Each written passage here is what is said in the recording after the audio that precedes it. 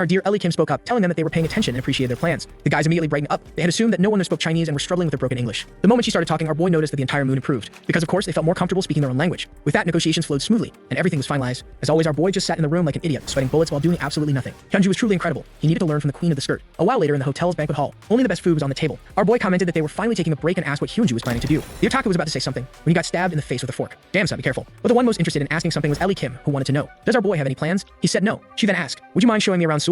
Immediately, Hyunju raised an eyebrow. Isn't that basically an invitation to a date? Ellie Kim was unstoppable. She smirked. You can interpret it that way. Then asked him, would you be okay with that? He said yes. She immediately left. Alright then, I'll get ready for our little date. See you in an hour. Our boy was just frozen, completely lost. Bro didn't understand a damn thing that just happened. The power of having 668 billion in the bank is too strong. A little while later, there he was, standing like an NPC in the middle of the hall, until someone called his name. It was Ellie Kim, all prim and proper. His soul left his body. I don't know if he was in love or if something else happened. But what we do know is that the otaku wanted to lend him his car. Obviously, that didn't excite our boy, because that damn car was covered in anime stickers. Our boy told him not to ruin this for him, but the otaku just said, enjoy the date, it's gonna be perfect. He handed over the keys. Take care of Kumi-chan. Kumi-chan was the damn name of the otaku's car. With no other choice, Jinhoo just accepted it. And there he was speeding down the highway in a waifu-covered car. He asked her where she wanted to go. She said she wanted to visit Korea University. Damn, he was definitely gonna run into a certain someone there, and that someone was gonna think, wow, look at him, all rich and shiny now. She asked if that was possible since she had heard that he used to be a student there. He said yes, so that was settled. But he was gripping the steering wheel in shock, not because he was afraid of running into anyone, but because he was terrified that someone would see him driving Kumi-chan. If any rumors spread about him driving this thing, his reputation would be ruined. But there he was, already parking Kumi-chan right next to a luxury BMW. As soon as he stepped out of the car, she was about to ask something, but he already knew his first mission: get away from this cursed vehicle. But then, someone shouted his name and said they missed him. He greeted them back, standing there shivering in the cold, saying it really had been a long time. But the guys were already shocked. Yo, what kind of insane car is that? Then a weird girl showed up. She looked at him disgusted and asked, you really have no shame driving around with stickers like that? Her name? Lee Hyemi, 23 years old. Our boy immediately fired back. And what's your problem with what other people do with their cars? But the damn girl snapped back, you should at least consider how bad other people feel just looking at that trash. Our boy already knew this girl. She loved playing these little games. His friends just told him to ignore her as usual, saying she was always like this. He agreed. Yeah, she's always been annoying, but seeing her again after so long feels weird. Then, Lee Hyemi suddenly screamed, calling out to Siona, and here they came. Siona and the Gucci King, the couple. And of course, right next to them was a ridiculously expensive sports car. Whose car could that be, huh? Siona immediately recognized the otaku's sticker-covered car. She knew exactly who it belonged to. Lee Hyemi started laughing in our boy's face. That car is ridiculous. She knew that his family went bankrupt, that he was broke as hell. But showing up at school in that's shameless. His friends immediately told her to shut up and stop being so obnoxious. That's when Ellie Kim spoke up. She asked, why is she shouting? Lee Hyemi turned to her, looking even more irritated. Do you even know who I am? Ellie Kim played dumb, then stepped up next to Jinhoo and asked him, are these your friends? He said, yeah, just some old acquaintances from school. Meanwhile, the guys were now VRI interested in finding out, who exactly is this beautiful woman? Then, out of nowhere, Ellie pulled out her business card. Ellie Kim, Golden Gate. That was more than enough to shut everyone up, especially since she was a lawyer, a badass one. Siona froze. She was cute, sure, but I wouldn't waste a single cent on that woman. Then, here came the Gucci King himself, reaching out to shake hands. I'm Jung-Yang. Boy, Jeet out TJ here. Jung-Yang went to introduce himself to Ellie Kim first. Might as well have drawn a katana and cut off his own arm and hand right there. The bastard even wanted to know what she was doing in Korea, whether it was for travel or business. She said she was there for something extremely important, but today felt more like fun. After spending countless days stuck in a hotel with Jinhoo, she wanted to get out and see the university. His friends were thinking that our boy was the real deal. Several days in the same hotel with her. Unstoppable. Our boy tried to explain that it wasn't what they were thinking, while Siona was biting her lips in anger. She was holding back her emotions but couldn't fully control herself. At the same time, her current boyfriend was already handing over his business card, introducing himself to Ellie Kim. She went for the rich guy, now she had to pretend she wasn't seeing anything, huh? The guy introduced himself, saying his father was a company president, and that they also had connections with Golden Gate. He kept talking, making conversation. Then he looked at our boy and said that if he ever needed anything, he should just send a message. Jinhoo thanked him and seemed like he couldn't care less about the guy. He was just thinking that if he ever needed help from this construction company, it could actually be useful. But considering his own connections, he already imagined that he'd never need it. Still, he humbly replied that having this card did make him feel a little more reassured. I don't know if that was some kind of subtle Korean jab or just an indirect message, but the guy definitely felt the pressure. And at that moment, Siona turned around and told him to hurry up. She still had to listen to her new boyfriend, talking about how it was a pleasure to meet Ellie. As Siona walked away, everyone else was trying to invite Ellie out for lunch. The weird girl in the background was fuming, thinking there was nothing special about someone being a lawyer for Golden Gate. Finally, after shaking off a bunch of people, they finished their tour of the university. Now they were strolling through the parks of Seoul, admiring the beautiful view. Ellie commented that the girl from earlier was really pretty from that rich couple. When he asked if she was talking about Siona, she confirmed it, saying that it was probably that Siona, the one people always talked about as being beautiful. He was confused. How did she know about Siona? That's when she revealed that the otaku had already told her the whole story between him and his ex. Our boy was burning inside, already wanting to kill his friend. Ellie then asked if he still had feelings for her. He responded, obviously not. They had broken up a long time ago. Meanwhile, Siona was sitting there in the car, watching him walk away with his new potential waifu, thinking about how he was in the past now. Ellie then said that they would be busy again tomorrow. She really enjoyed today's date, and they shook hands. Damn, not even a hug. This was peak Korean levels, starting from -5. Meanwhile, in the car of the corny couple, they were having a little chat. Let's not forget that when Siona ran into our boy at the restaurant, she said she still loved him. She was only with this guy because, well, he had more money. Or at least he used to have more money. Because our boy is the real deal now. The guy was asking, so that was Jinhoo, the one you dated for a while? Siona smiled and asked it, are you jealous? He denied it. No, I just didn't know much about the guy. I was just surprised by that weird car. Siona defended our boy. It's probably just a friend's car. He has a unique friend. When she mentioned the name, the guy thought it was otaku. But she explained, not otaku, otaku. That's when Jung-Yang asked, and what's that guy's connection to a Golden Gate lawyer, especially an international one who works all over Asia? Siona just shrugged. I know that the otaku's sister works at Golden Gate, so maybe it's just a friend helping her get familiar with the city. The guy replied, maybe that's it. But what he didn't like was how Jinhoo looked at his business card and didn't seem impressed at all. He should have known that in a capitalist society, money is power. Everyone who met Jung-Yang always tried to suck up to him. But Jinhoo's reaction was different. Only someone who had more money, or at least the same amount, would act that way. He then said, that guy is actually pretty interesting. Your ex-boyfriend is impressive. At that moment, Siona was already thinking about the real deal. She was too deep in her feelings, remembering that the last time she saw him, when she dumped him, he was completely broken. But now, he had changed so much in such a short time. Then she shook her head. Enough thinking about other people. Let's go spend some money money. Next day, time to invest again, boys. The plan was to invest $5 million. But apparently, costs were much lower than expected. They would only need to spend $2.3 million at most. Jinhu was shocked. $5 million was now considered a small amount to him. Now, a company called Air City was presenting their AI-based business model. Looked like this was the end of engineers, an AI that could construct buildings. Our boy asked, so can you literally make a massive project? The woman answered, we are 100% confident that at the rate AI is improving, this will become commonplace very soon. Boys, cancel those engineering degrees. They're done for. So far, every company we've seen has been trying to wipe out workers. AI is taking over everything. Korea's construction capabilities were the best in the world. One of the executives admitted that there was still a lot to improve in design. That sounded great. They could continue without interference in their projects. After several meetings and investments, it was 6:17 p.m. and the queen of the skirt was leaving, telling him to be back by 7 p.m. And of course, Ellie Kim wasn't leaving him alone either. She was already saying she was going to play squash and asked if he wanted to come along. He said no. His body was feeling stiff. Apparently, it was one of the sports only rich people play, and he was afraid of getting humiliated. The last time he played, he couldn't even last 3 minutes. Sometime later, after refusing her invitation to Suede out, he was just hanging out in the hotel, feeling exhausted. The otaku wasn't even bothering to participate anymore. Since he didn't understand English, he was just zoning out. But in his peaceful state, he said, no, as one of the major shareholders, I have to be there. Then suddenly, he changed his mind. Wait, no, I really have to be there. What if another amazing company like Faceit shows up? The only problem was, he was expecting something more dramatic. Money rising, falling, all kinds of action. But everything was just kind of boring. Our boy was about to tell a long-ass story, so let me summarize it for you. Back in the day, Alibaba was competing with eBay in China and struggling. But then one brave investor stepped in. He dropped $20 million into Alibaba without hesitation. Everyone called him crazy. Dude, eBay is dominating. Why would you do that? But 20 years later, eBay was struggling and pulled out of China. Meanwhile, that same investor turned his $20 million into $330 billion. His total profit, 110 trillion in Korean won. The otaku wanted to know, okay, but why the long story? Our boy explained, I'm trying to tell you that this type of investment isn't overnight, you bastard. You should already be grateful that we're investing with the help of future visions. If that guy made that much with such low odds, imagine us who are only investing in the best companies. If even one of these businesses follows the same path as Alibaba, we can't even calculate how much money we're going to make. Then, out of nowhere, his sister showed up and ordered the otaku to sit down. She called our boy over and said, you got a message from one of the companies we wanted to meet with. One of them is DHK Engineering, or actually Yusen Motors, or actually Karos. Oh my god, can you people pick one name? 3 is too much. He asked what they said. She explained that they accepted the meeting and were coming to Korea tomorrow. The otaku was confused. Are we the ones investing? So why does it feel like they're rejecting us? She explained, some of the companies we want to invest in already have investors, so we have to prove that we're an even better investor. It also seemed like another company, Karos, had also refused their investment. The otaku was baffled. Why wouldn't they want free money? She answered, because they needed a more appropriate amount. To put it simply, they wanted way more money. The meeting with these guys happened. All chiseled jawlines and serious business faces. The suits introduced themselves and so did the team. One Giga Chad looked over at our boys, saw that they were pretty normal looking, and wondered if they were assistants to the women. Right away, he asked, who makes the decisions for OTA company? Hyunju responded, I've been given full authority. The decisions I make are the company's decisions. The guys nodded. All right, if the queen of the story says so, we'll trust you. Then one of them dropped a bombshell. We need $100 million. That's the amount Karos requires. The otaku immediately turned to our boy. Bro, is this a lot of money or not? The exec warned them. If you can't provide it, the discussion ends here. Bro, you took a whole plane to say that? And then, Hyunju clapped back immediately. If the issue was about having the money, then yes, they had it. The two fools were shocked. They even lost a bit of weight from the stress. They still asked if she meant they had all the money or just a small share of it. Immediately, the exec started bowing. Damn, money really changes people. They were already eager to present Karos' projects and objectives, but Hyunju interrupted. She said that she had already analyzed their entire business. She also knew very well about the difficult situation Karos was currently in. However, she wanted to hear it directly from them if possible. With that, the USB was plugged in, and the real meeting was about to begin. This time, the discussion was about modern cars, both electric vehicles and self-driving technology. These were the two biggest areas in car development right now. When it came to self-driving cars, Amazon owned 41%, Samsung had a small share, and Hitachi. Look at that at the last slice of the pizza. Wait, there's a Japanese car company called Hitachi. Damn, I would have invested in that. Oh crap, guys. I just lost all my money. The guy revealed. Hitachi went bankrupt and sold everything at Karos. Damn. It also looked like Amazon crashed too, and Samsung bought everything from everyone, now holding 86% of the market. Now they were looking to sell part of their Karos assets, and Hyunju wanted to know why. The guy shivered in the cold. Brace yourselves, here comes a bombshell. It turned out that the synergy between Amazon, Samsung, and the other company had completely failed. They weren't successful in recent developments for self-driving car technology. That's why Samsung now wanted to sell Karos patents and tech to recover part of their investment. The problem was, if they did that, Karos would be worth nothing, because everything they developed would have been sold off to other companies, just like our dear otaku. I'm completely lost. All I understood is that people are losing money, and I want our protagonist to profit from it. And then Hyunju gives the summary of the situation, saying that these guys are just trying to recover their investment by financing them. Basically, the 100 million is the price Samsung is asking for the shares those guys used to have. Strangely, out of nowhere, the otaku asks if the protagonist understood that, and he replies yes. Then the guy asks to have a talk. The girls are left there kind of confused, and suddenly everyone leaves the room. Now I feel just like those guys not understanding what's going on. In the room, the chubby guy is already asking if they're really a subsidiary of Hyunsung. Our guy says yes, and wants to know why he's so mad. His friend says there's no way he's going to give those guys such an advantage. Now it's our protagonist who wants to understand, right? All this trouble with Samsung Motors or Hyunsung Motors, he's not even sure because they keep censoring the company name, and it's kind of confusing here too. Hyunju just tells him to ask Jinwoo. He asks if he knows those guys, and Jinwoo says yes. It's the biggest automobile company in Korea. Then our protagonist explains that this company is the biggest of all in Korea, also the second biggest and the third. These guys have everything. And now he reveals the reason behind his friend's whole reaction. It was those bastards who ruined his family. His dad died because of Hyunsung. What did those guys even do, man? Well, apparently that's what's about to be explained. His dad was the president of a small metal company with about 10 employees. He was all happy on the phone and seemed excited that Samsung's company wanted to use the new suspension system they had developed. Everyone got excited, right? Supplying a giant corporation. Apparently his dad had created that advanced suspension system after years and years of study. In a meeting with bigwigs from Samsung, they said it needed a little improvement, but it could definitely be installed in the new models. His dad was thrilled, but the guy also said they need to keep receiving some products and a little. I see what you see, little friend.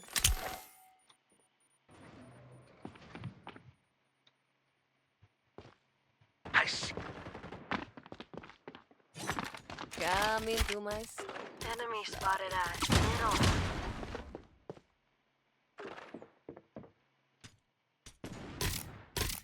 Fire in the hole!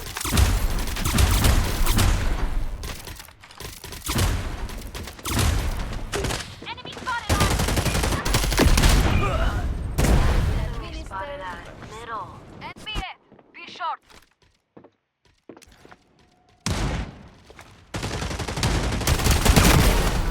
got you.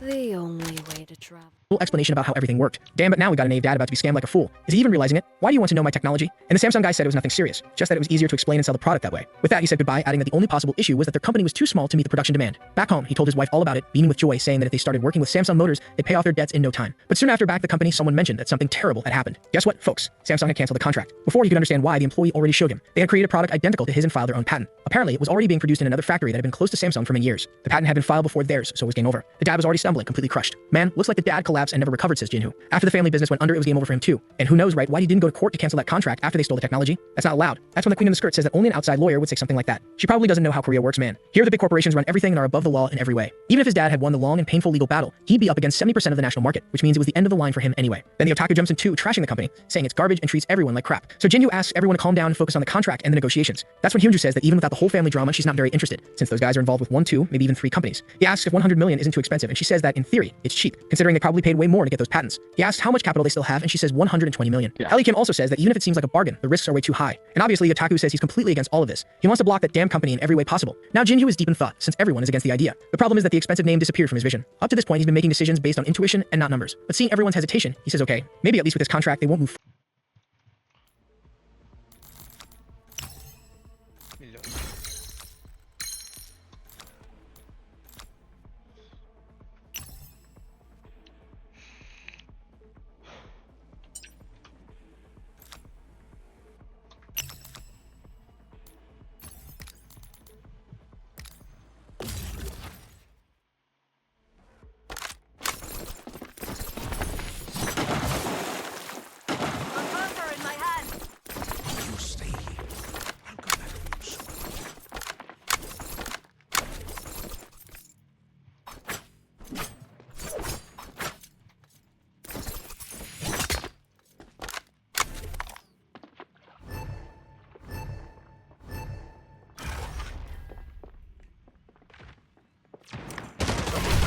War zone.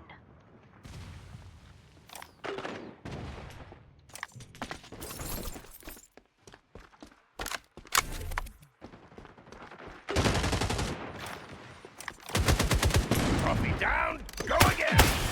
Yeah. Enemy spotted at Site B. Ping mark. Site A. You B died. short. I got this.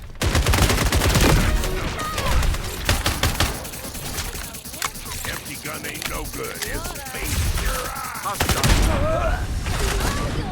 Kill 1, kill 3. I reload in haste. I must find cover.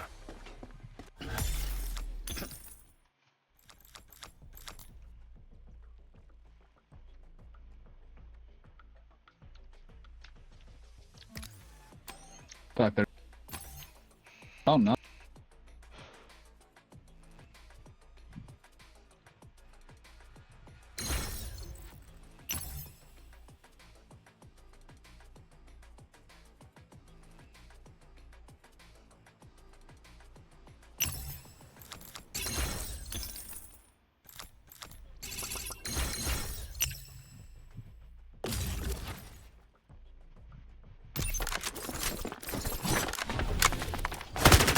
Empty gun ain't no good, is it? Converter in my hand.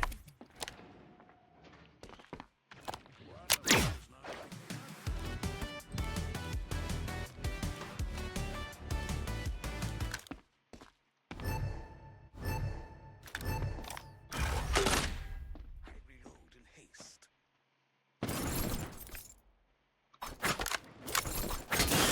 Enemy spotted at middle.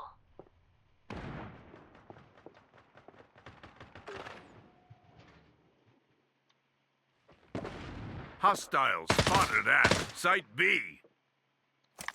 War zone, sweet war zone. Enemy hit. Site A.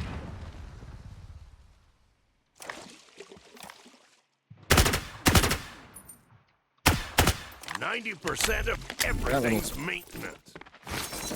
Ready to skill again. I need to clear. Enemy hit. Site A. One more. Oh my god, that's fine. Bro, B is clear.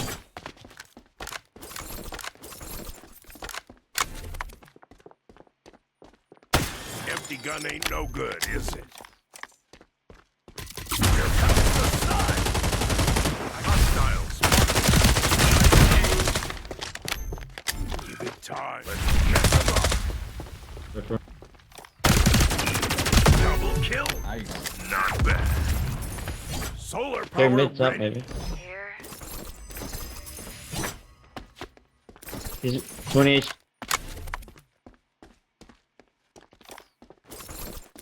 He's on it. He's on it. Go big, go big, go big, close.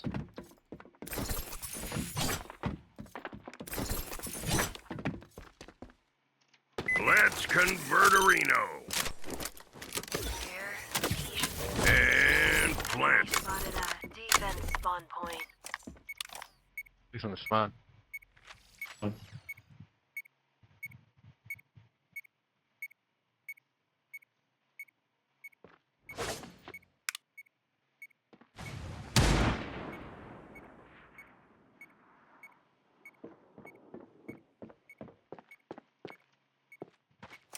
Allow me to. Time for a little light. Hostile. Spotted that. Site B. You're dead. Good shit. Give me a second. Reloading.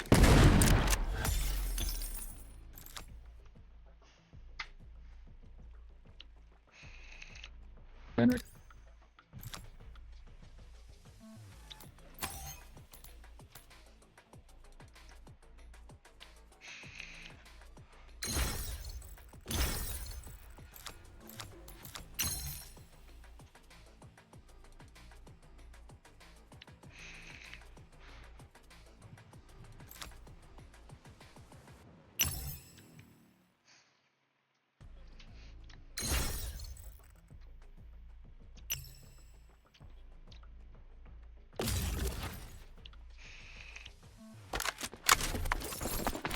Converter is in my grasp.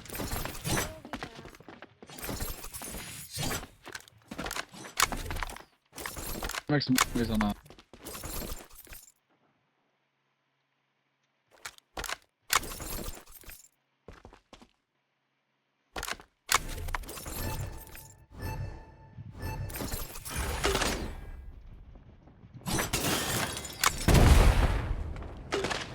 Here.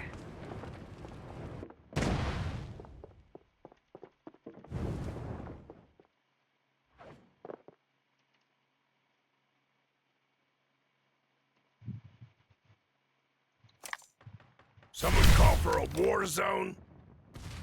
Enemy spotted at middle. I hear some killer. I got this. Coffee down. Go again. Reloading. Cover me. Let's mess them up. Where there's knowing. Shield back up. Yeah. Face your eyes. Lincoln, you'll miss.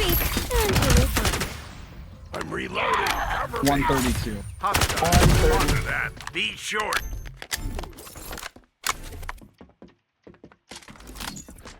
Empty gun ain't no good, is it? Enemy is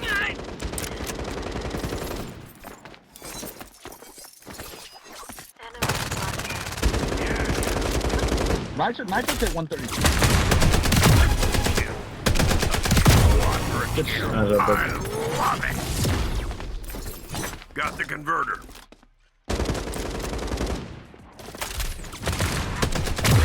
Three. One. I'm such a ball.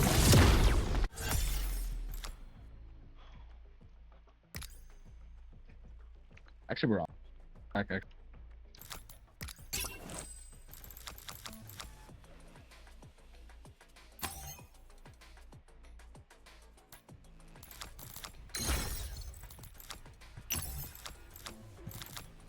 Last round, yeah.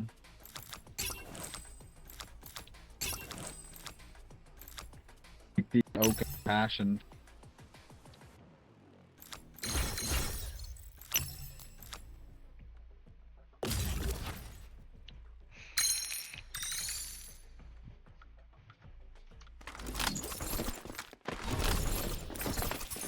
Oh, my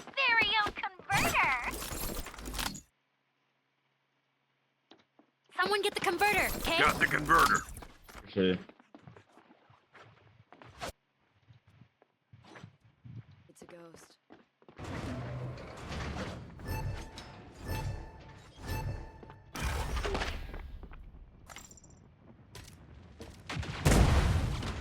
Enemy spotted at middle.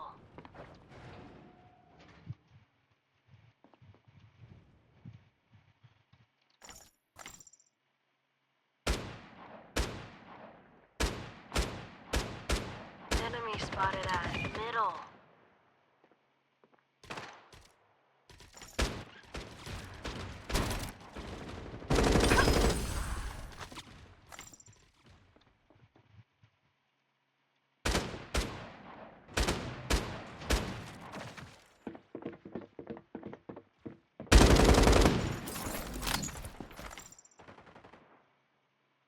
This spot's mine. Stay off my property. You are pushed to A right now.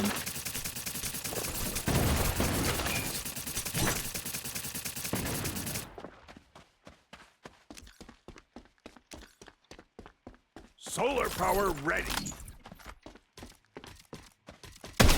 Empty gun ain't no good. There'll only be 2 on.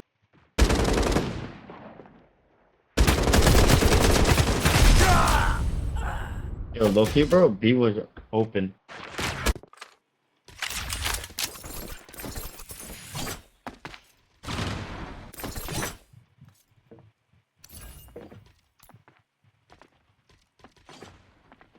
I'm just gonna get 1,000 ping.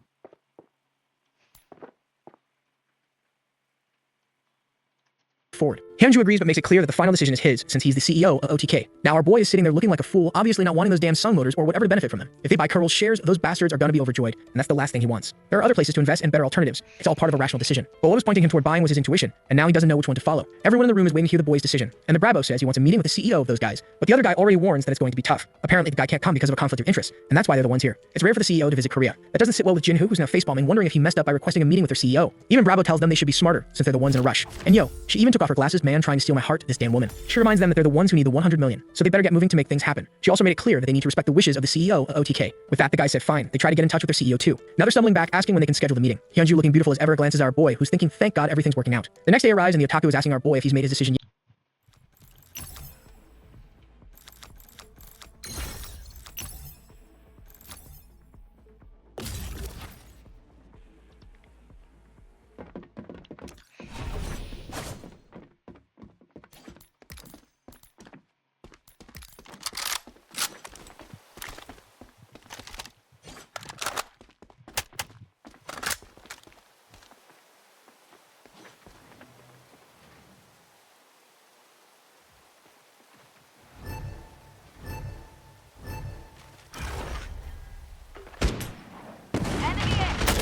90% of everything's maintenance.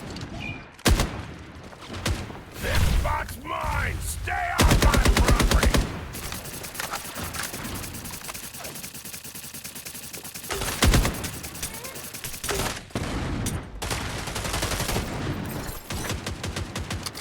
Copy down, go again!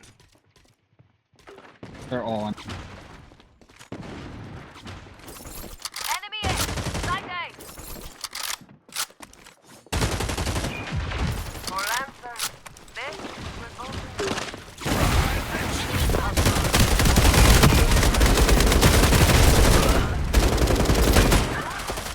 Of course I got triple kill. I am professional. Now you are necessity is the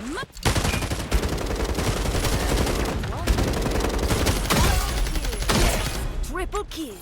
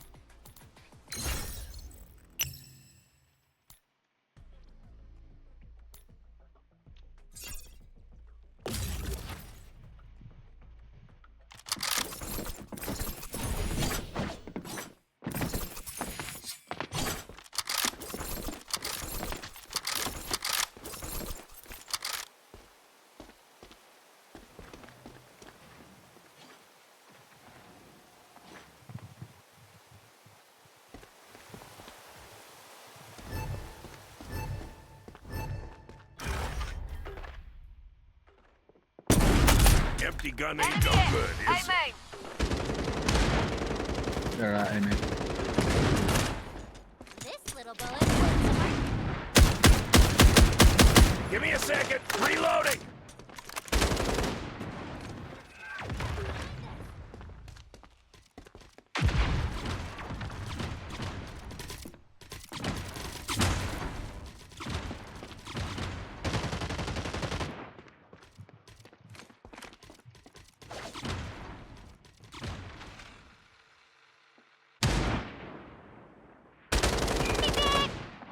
Hostile.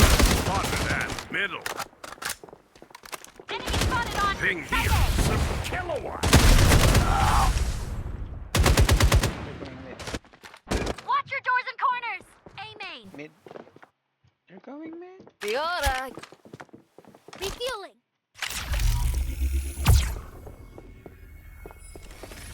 Enemy A. Circle Middle. up. Site B. Turn B. Oh.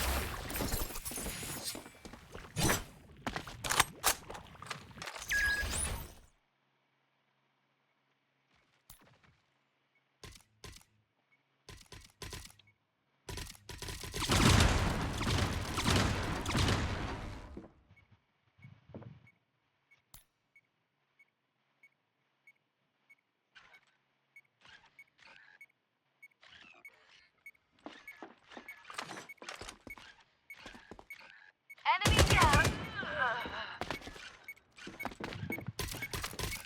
Enemy spotted on. Site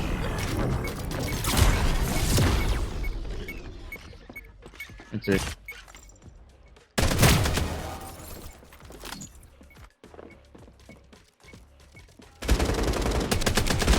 Only bullets.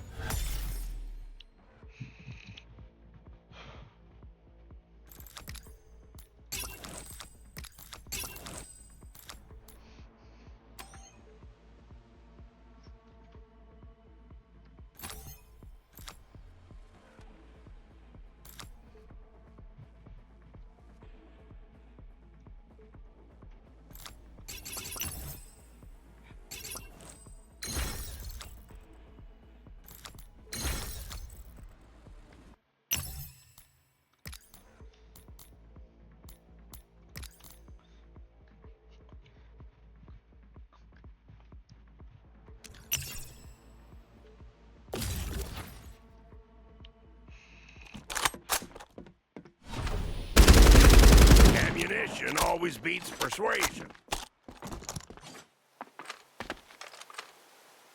Empty gun ain't no good, is it? I'm reloading. Cover me.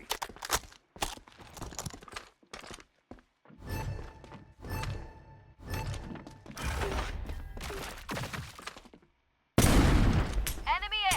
A main.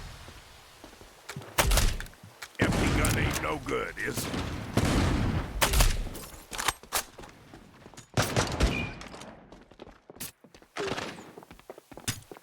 Hostile. Enemy A. A main.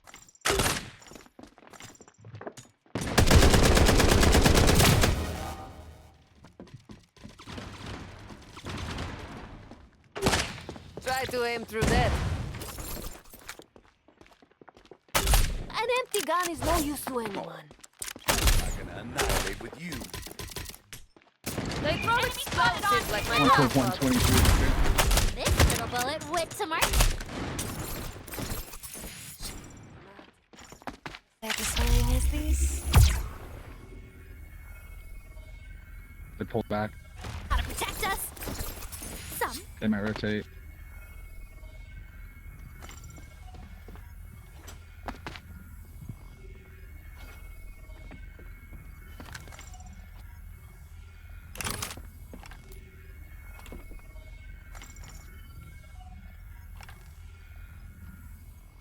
yet, saying he's not getting involved in this anymore. Jinyu had stayed up all night thinking about it. This whole thing about partnering with a team that uses you when they need you and tosses you aside without hesitation. That's when an idea crosses his mind. That goofy blonde guy shows up, and apparently he's the CEO. Our boy introduces himself as the CEO of OTK. That weird dude looking like an albino Mark Zuckerberg introduces himself as Daryl Sagan. The moment our boy shook hands, he was thinking his intuition was pointing him somewhere. He needed to understand that he was only investing a mere 100 million. And then the pony figure appeared. Well, it's actually a unicorn. Darius Decacorn, which is basically a company headed for a 10 billion valuation. Considering he's ripping that valuation straight from Samsung, this was more of a revenge move than helping those guys. Sometime later at 3:18 in the meeting room, he makes a comment about the name of the company. Sagan starts talking about electric cars, saying they want to revolutionize the industry by creating a car with artificial intelligence and all that. Then Hanju comments that Elon Musk is already selling self-driving cars, so what makes this one different? Spill it. To which the guy explains that a self-driving car is different from one that follows pre-programmed algorithms.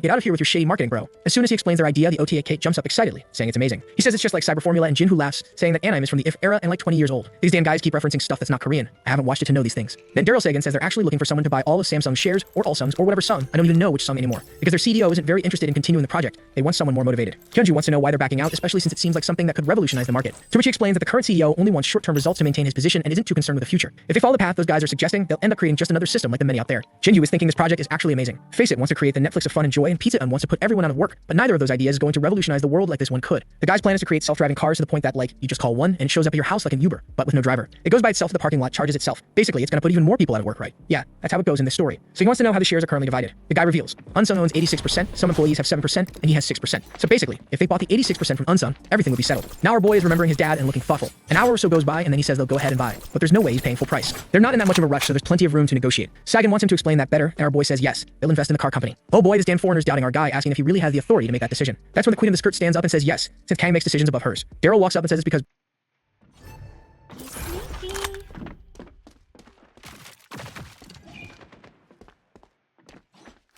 Enemy spotted at B main.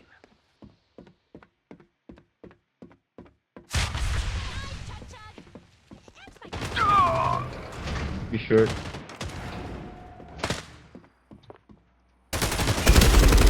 Because I'm small doesn't mean I'm not leaky. Let's play in my sandbox. Feast your eyes. Hostile. Feast yours. 90% of everything's meat. Ivy's good to go. Recharge. I'm reloading. Cover me. Sneaky.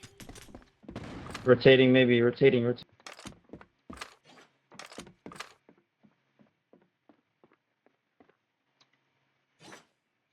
Oh yeah.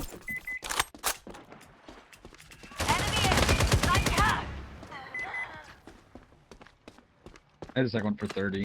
Here comes the sun. Hey there. Uh-oh. They saw me. One for me and one for Chuck Chuck. Bomb on you, bro.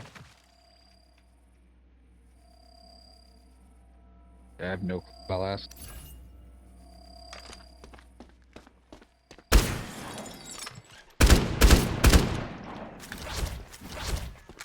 Reloading.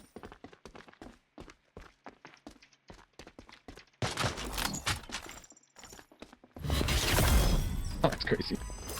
GG's. Hostiles spotted at attacker spawn point.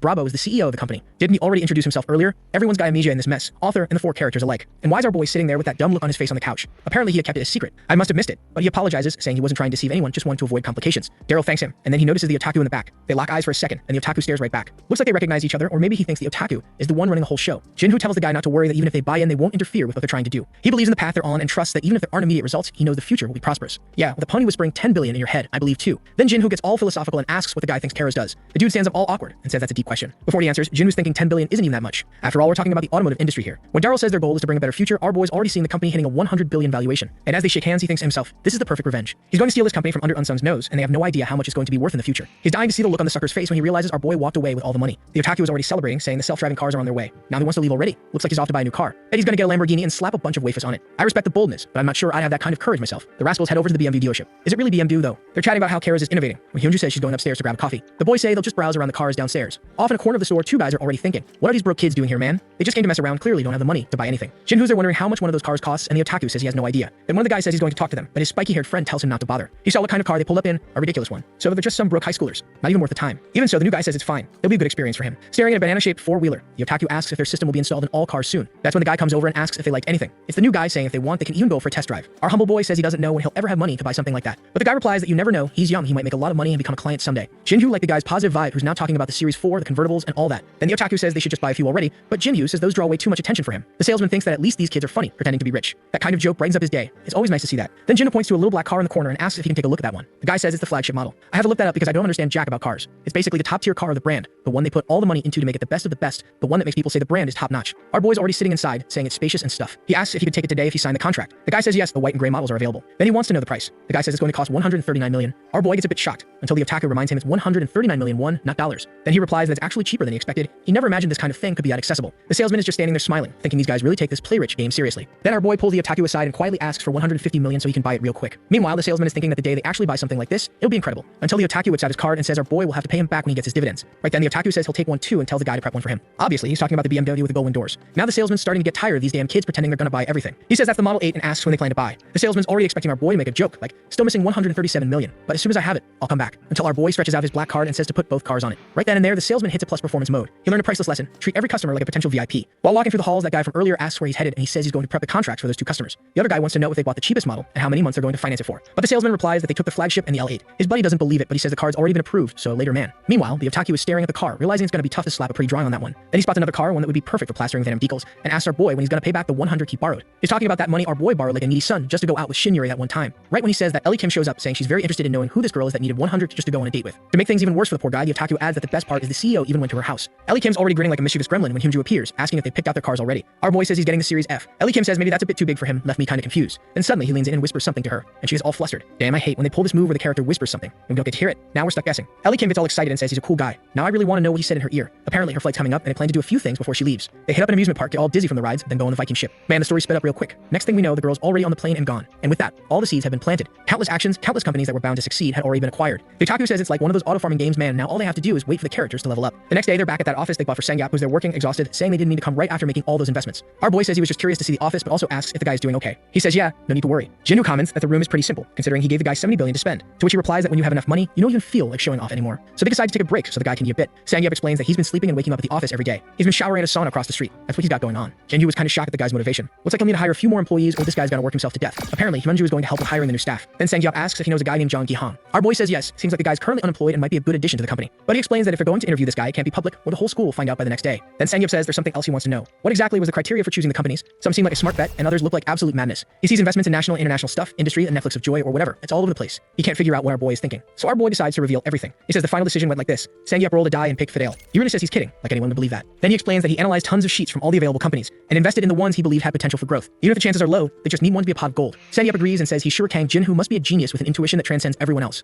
Our boy is impressed. This guy's so smart, you figure out that none of his decisions made logical sense, so he jumps straight to the supernatural. He tells him to stop sucking up. Then the guy asks how much money they got left. They say 6.7 billion, and Sangyap goes, all right, let him get that. I got some things I think will pay off. Jinwoo gives him full authorization, saying he doesn't even need to worry about losing it. The guy gets hyped, saying he can't go back on his word now. He's going to put that money into things that have a chance of blowing up. Now we just have to see if it's the good kind of explosion or with a bad one, right? Just need to make the intention a bit clearer. Genevieve, however, feels confident, since the guy is extremely methodical and not the type to do anything crazy. The otaku even points to the table where the guy had been considering tons of options, doing calculations, crossing off names. You could see he's been working hard. A few days go by. The negotiations with Unsung had ended. They managed to bring the price down from 100 million to 88 million. And with that, the company Karos is now part of OTK. The two girls won't stop bothering our boy, and Ellie says she misses working closer to him. Meanwhile, the otaku's off buying VR gear and having a blast in the virtual world. Jinyu is chill for now. They hadn't had a moment of rest lately, so now they're finally getting to relax a bit. That's when Kim Do-yoon, that guy from the BMW dealership, sends a message. The two punks' cars are ready. Otaku asks which one they're taking. Our boy says obviously one of those, you punk. Looks like they're going to pick up his mom. Yep, it's finally moving day. That house he bought was finally done, and now the big day had come. When he pulls out the car keys, she immediately wants to know what kind of spaceship this is. To which our boy says, it's a gift. Man, even I didn't know about this one. Oh, he's the Bravo for real, huh? What a slick little devil. Inside, he says it's so she won't have to take the subway anymore, but obviously she's worried about how much something like that costs. Even a used car would have been more than enough. These imports are expensive to maintain, but the rascal just says he got a really good discount, so it was cheap. Liar, he bought it cash, didn't he? Well, technically he used part of OTK's money, so I guess you could say he didn't pay for it. She's all happy when Otaku says he has a gift too. When they get home, the guy had installed all the Samsung stuff for them. Now I get it, okay. The Samsung that makes phones is the one we know, but the one that ruined his dad, that was Unsung. I guess they're actually different.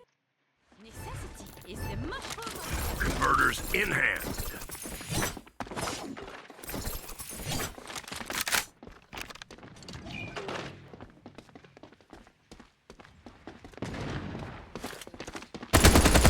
Stand by for snipery.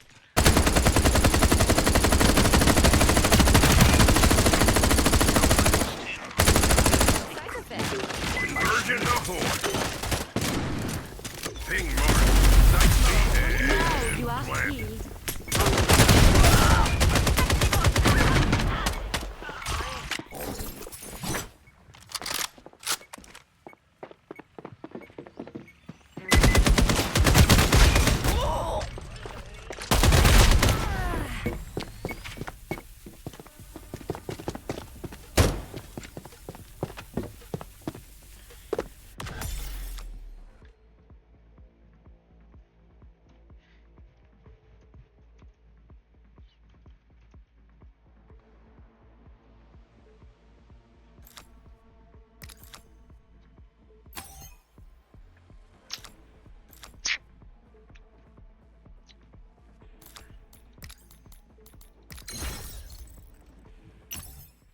His mom's a little hesitant, saying she doesn't even know if she can accept so much from Otaku. But she sits down, saying it's nice to know the two of them are living so well now. Now the house was fully set up. And our boy says he's got an announcement to make. For 1 year, he's going to travel the world and study with Otaku, who clearly had no idea about this. Man, sometimes this story drags on forever, and sometimes it's lightning fast. We're already at the airport, you're thinking, wait, they're leaving already? Nope, it's already been a year, and they're back. Out of nowhere, bro, but hey, it is what it is. I think it was just to show that our boy enjoyed some of his money before getting back to work. He picks up his phone, it looks like he's heading back to school because the guy wants to graduate. Otaku thinks that's insane, but he says he's gonna finish it once and for all. When he arrives at college, Shinyuri is waiting for the guy, saying it looks like she's gonna have to solve another. Things cozier. And you thought mushrooms were soft.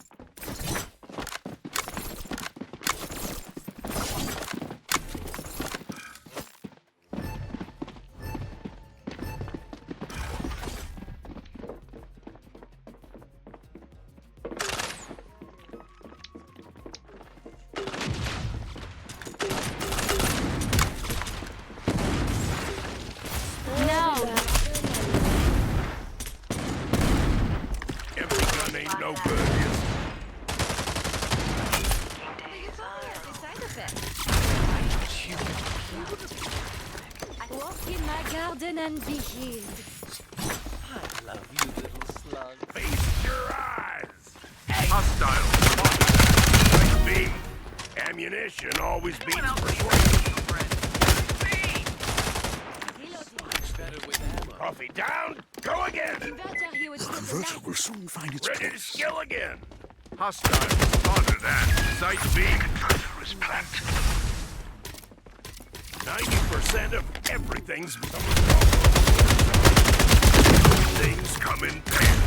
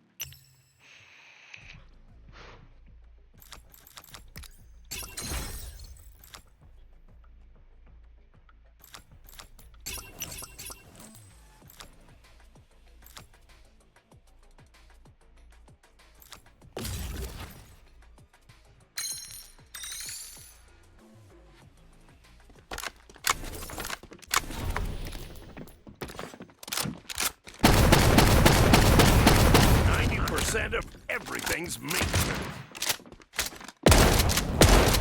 Empty gun ain't no good, is it? I am reloading.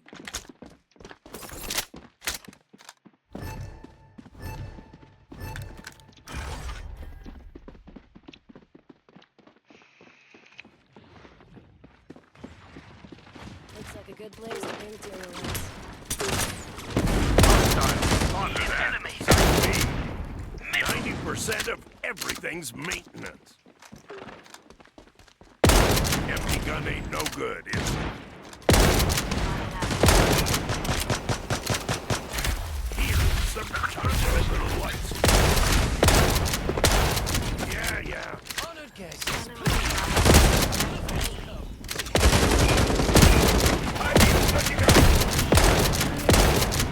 Converters in hand. Ready to skill again. Be healed. Planting now. Let's redecorate. Converter planted. Empty gun ain't no good, is it? Skill back up.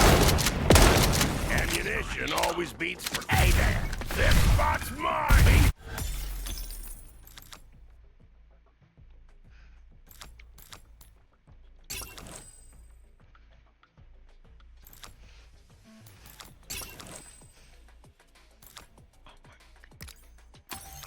No.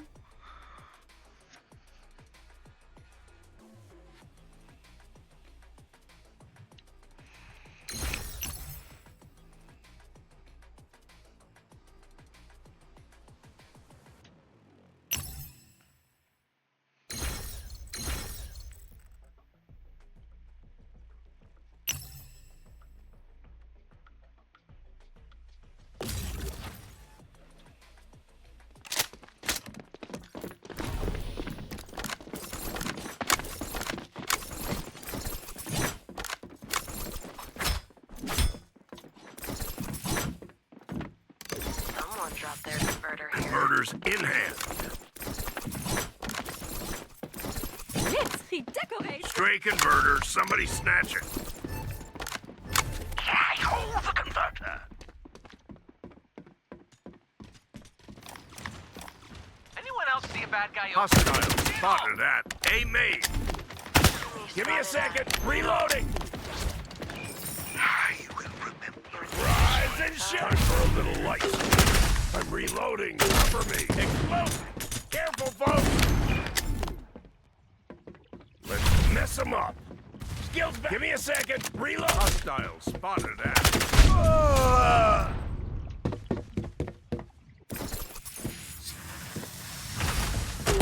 Take cover! Reloading. 1A. Much more tedious work than poison. I am an experience. Spot. A proper defense can halt. I see an enemy at I am. right A. Oh. Long. Anyone else see a bad guy over at Ready for Side this? A?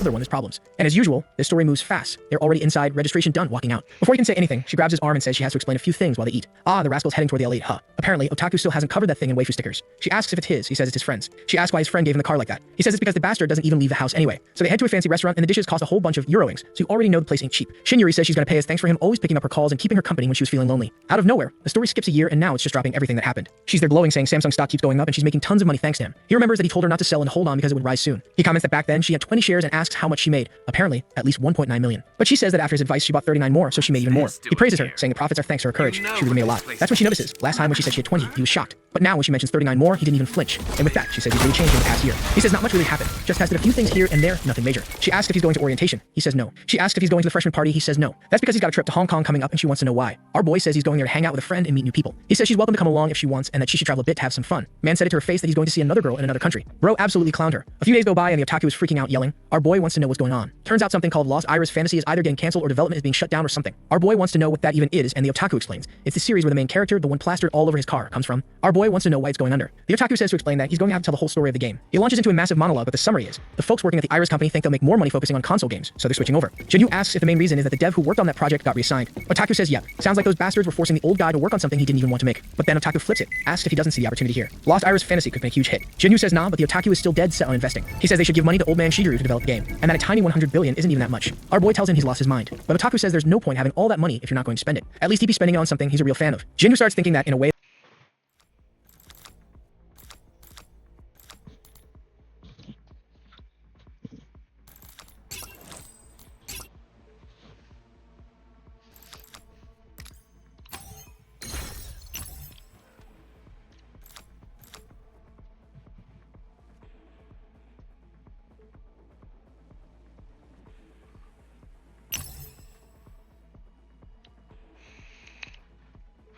the guy kind of has a point. It's just, the scale of it is way too big. Unlike him, who saves money, the otaku blows it all as soon as something good comes along. Maybe the guy actually understands the purpose of money better than he does. So our boy says that if he wants it that badly, he'll talk to Sangyap about it. With that, otaku is already celebrating, screaming that he's going to save his waifu. Just then, Jinwoo gets another call from Shin Yuri. This girl just doesn't give up, holy moly. She wants to know how Hong Kong went and when he's coming back to school. He explains that he's going back tomorrow since he's got class. And obviously, she's already trying to set up a meeting with him. She says there's this guy bothering her and she can't take it anymore. Apparently, it's someone in their department. While she's talking, the otaku is just sitting there, listening to the whole conversation from the CEO. Finally, the day of going back to university after 3 years is coming. Professor Kim Young tells our boy that if he has any trouble, just let him know. He won't be able to help, but he can invite him out for drinks. At least he's honest. Our boy, looking more and more like a fool every day, thanks him. Then he says he brought a gift for the professor. He hands over a framed signature from someone named Chase Southwell to Professor Kim Young. The guy's emotional, but he has no idea who that is. Our boy explains that apparently he's the CEO of Golden Gate, and everyone's a fan of his. Then we flash back to a week earlier when he was in Hong Kong and this guy invited him to meet. This is Chase Southwell, the head of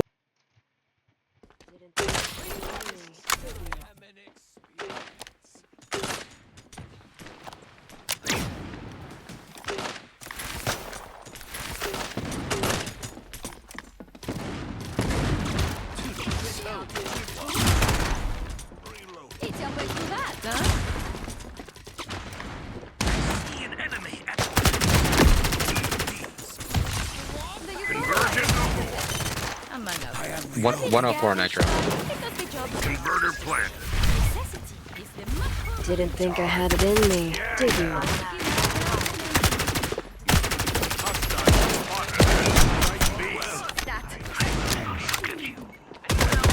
Sunrise. Side B! And ready to skill again. Rise and shoot. Ain't no good, is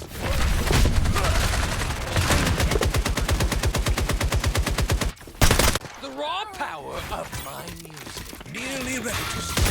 Anyone else see a bad guy over at Side B?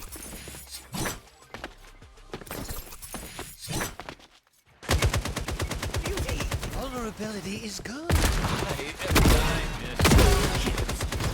Honored guests, please.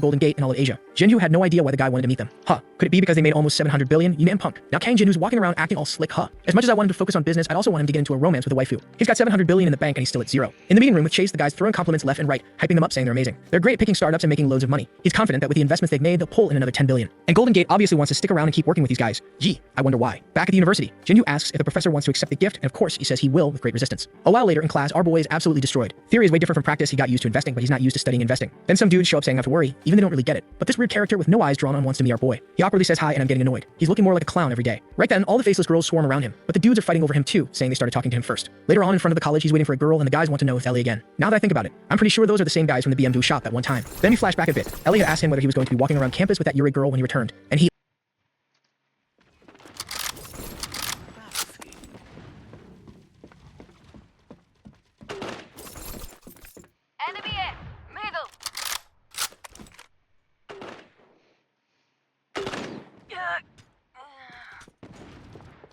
found your gadget.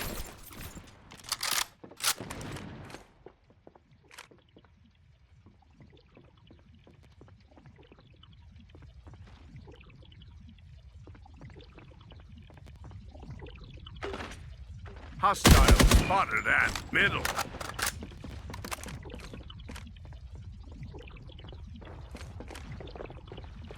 After my Zone team. sweet Middle. boys.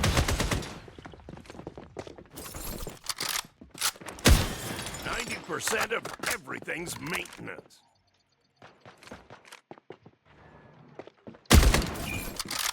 Ready to skill again. Someone call for a war zone. Nice knowing ya. Give me a second. Reloading. Enemy spotted at Site B. Hush, specimen! Trap. Swell. Converter's down over here, by the way. At this location. Hostile spotted at middle. I'm reloading. Cover me. Dead kitty cat. I deliver you without pay. Batteries recharged.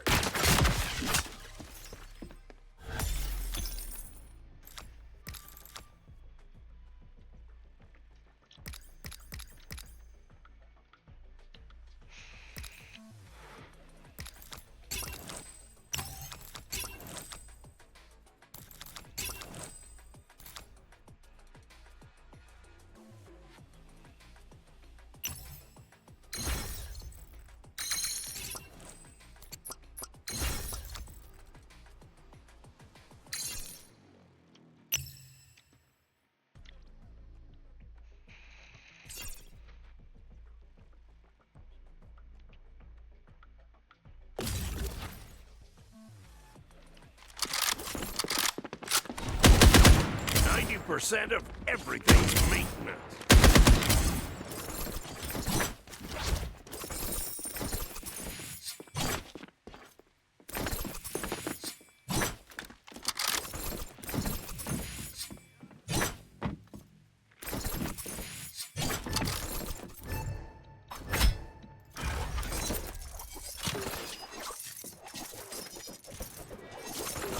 Enemy A! Middle!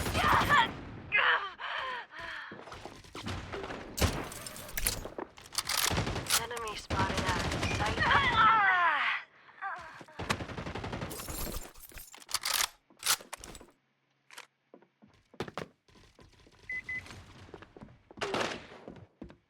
Here's some kilowatts. Time for a little light speed.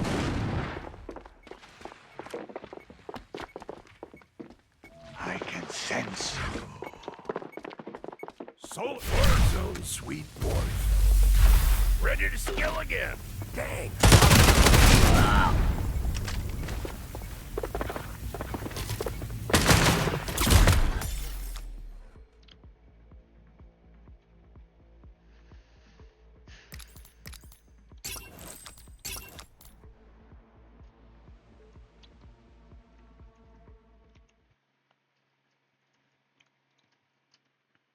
He all flustered, said no way, he'd never do that. But right now he sees a guy grabbing Yuri's arm. That guy is Chow Myung-ho, and our boy is wondering if they're really that close. Apparently, he's the son of the owner of some chicken company. Our boy starts walking up while that fool is awkwardly asking Yuri to go grab a bite. Chicken, probably. But she just says she doesn't want him even speaking to her casually since they don't know each other. The guy keeps pushing until our Chad steps in with his dumb face, telling him to let go of her hand. Myung-ho wants to know who he is to be saying that. So our boy introduces himself, he's a senior from the business department. When he hears the name, Myung-ho says he has no idea.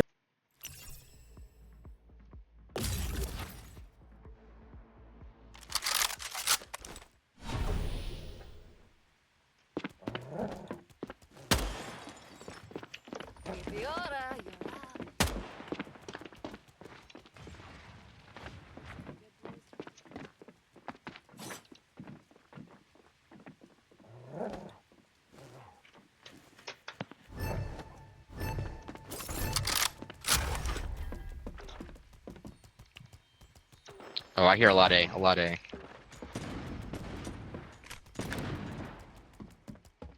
A! Aiming! Hostile spotted at A.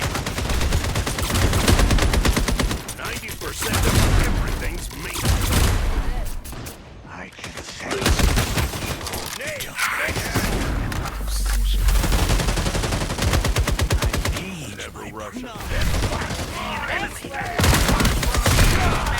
I sense Inside, inside.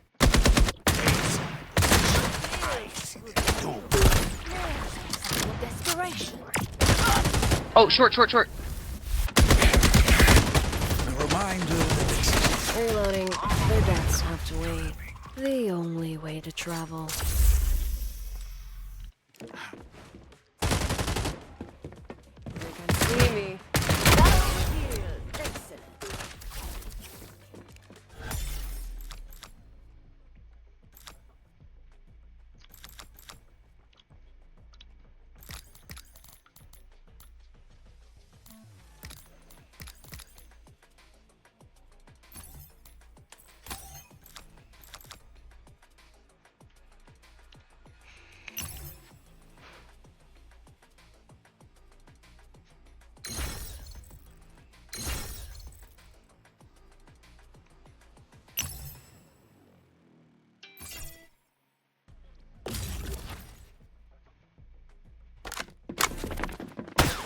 yeah. I am the solution to quiet. Empty gun ain't no good, is it?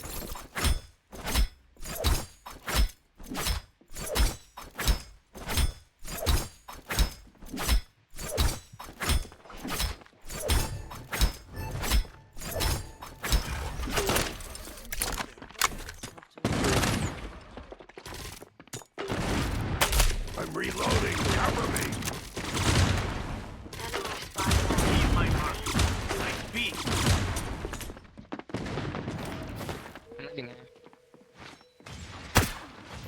Yeah. An enemy. Middle. Hostile. Spotted that. Site B. Empty gun ain't no good, is it? Kill one free. I see an enemy. My beam's good to go. B. Batteries recharged. Allow me to brighten. I got this.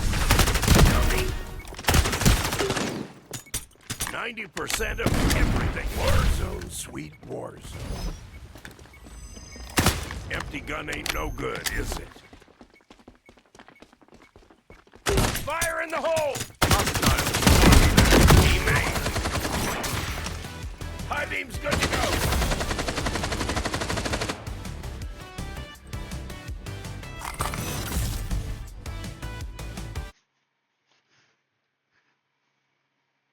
Don't call me a hero, just doing my job.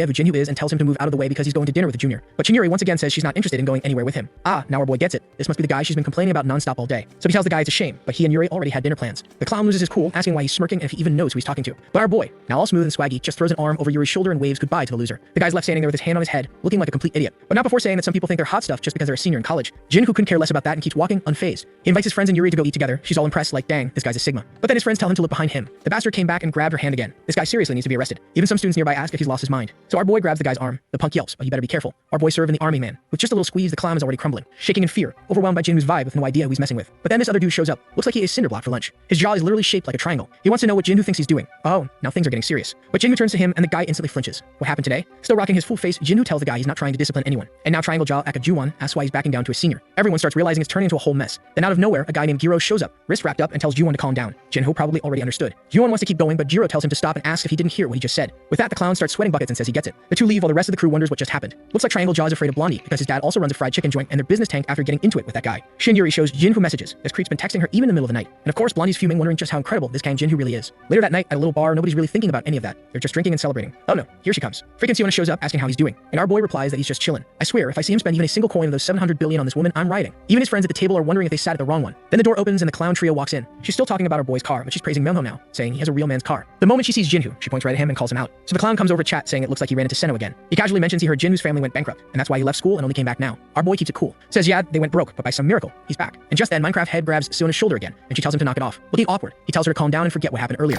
But Jinwoo just asks Siona if she doesn't think guys who get rejected and keep insisting are kind of pathetic. She agrees, which makes the dude clench his jaw, seething with rage, wanting to kill Kang Jinwoo on the spot. Minecraft head tries to say something, but Jinwoo cuts him off, tells him to sit down and asks if he's the one in need of money. Then says that if he gets up and leaves the table right now, he'll give him 1 million won. But Jinwoo offers 2 million for him to leave. The girl sitting to the right thinks our boy is bluffing, while Blondie asks if he's really trying to flex on him like that. With a defeated look, Blondie gets up and walks out, humiliated again. But then the guy slams a bottle on the floor, gets everyone's attention, and challenges Jinwoo to a game. The rules are simple. Whoever puts more money on the table in 2 hours wins. The loser has to leave the school. Blondie's thinking Jinwoo looks way too confident for someone with no background. He figures this guy's dying to get humbled, so he'll give him the chance. He asks why our protagonist is so quiet. Is he scared? But Jinwoo accepts right away. Siona's jaw drops. His friends tell him not to get involved in such a childish game. It's only gonna hurt his pride for no reason. Meanwhile, the guys are already walking out, and Myungho says he's taking this game very seriously. Our boy says that's fine. He's got a couple billion to spare, no big deal. Sometime later, the place is closed off for a special event. Since it's a secret just between them, everyone has to hand in their phones. The two sit at the table, and Blondie explains the rules. 2-hour time limit. They can use borrowed money and foreign currency, but checks and a few other things are off limits. Our boy simply nodded, and right away, the clown slammed 5 million on the table. Shin Yuri, looking all gorgeous, was just quietly watching while the friends asked why Jinwoo got himself into something like this. Our boy said it's a good warm-up and plays 5 million too, plus another 150 he had in his wallet. Myungho scoffed, saying that was hilarious. If that's his level, then it was time for a senior to show what he's really got. Then he slammed 100 million on the table. Everyone in the room was stunned. It was the first time they'd ever seen a suitcase full of cash in real life. Shin Yuri just kept staring, watching our confident boy with that signature smirk. His friends told Jinwoo to drop this nonsense. What if he really ends up having to leave college? That would be pathetic. But Shin Yuri seemed confident, saying she had a feeling Jinwoo would win. That's when the clown says if Jinwoo kneels right now, he'll pretend nothing ever happened. But Jinwoo just asks. The time limit's 2 hours. Right. Some lady in the back was just curious, wondering why Jinwoo was doing something so stupid. And then someone asked to come in. Everyone turned around while Blondie was counting down 10 seconds for Jinwoo to surrender. That's when the otaku walked in, 2 massive suitcases slung over his shoulders. He immediately pointed at the clown and asked, so this is the chicken shop idiot trying to act tough. Before the clown could say anything, the otaku opened a case and slammed a fat stack of bills onto the table.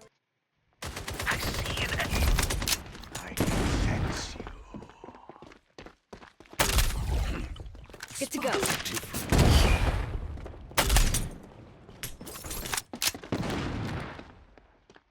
Enemy lives are at middle. I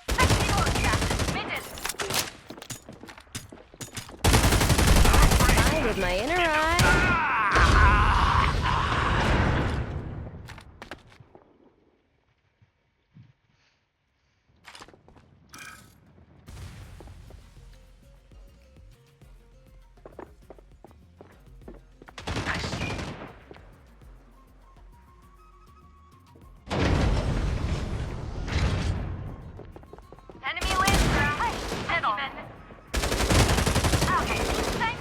That old magic is back. No, I am an enemy at middle. got him. Time to travel where they cannot follow. Here, middle. Unseeable. You have misplaced your true path.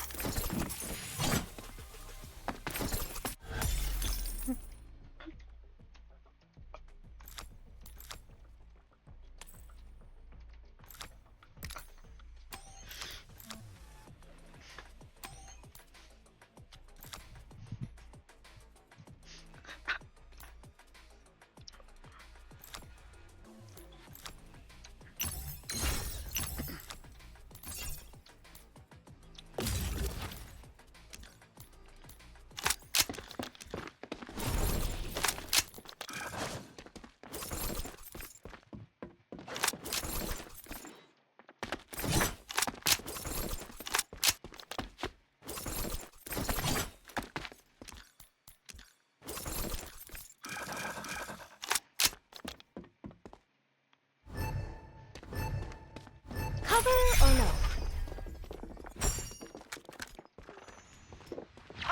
Got him. That. Be Enemy shot!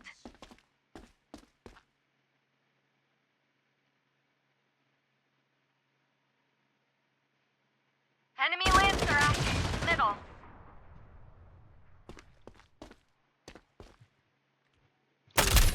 I see an enemy at side A. Enemy Lancer Reloading. at B short.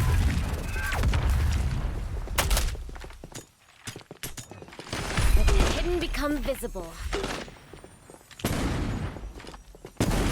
Remember, suffering is in the mind.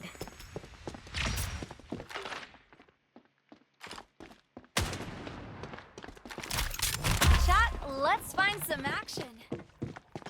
This current's gonna stop you in your tracks.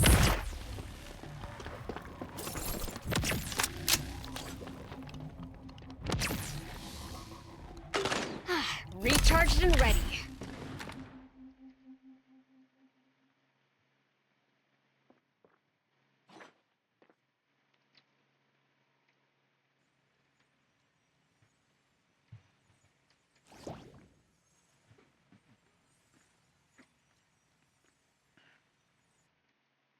I see an enemy at...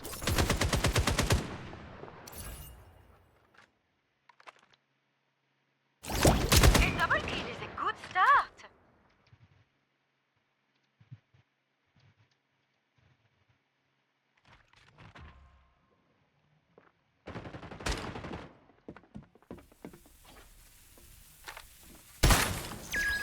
Okay, look, I believe in inaction, but this is ridiculous. Our prey. Enemy Lancer. Side B.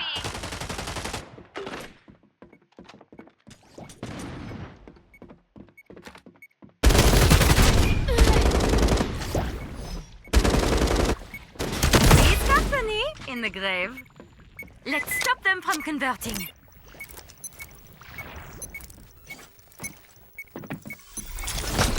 Time to reload. And now.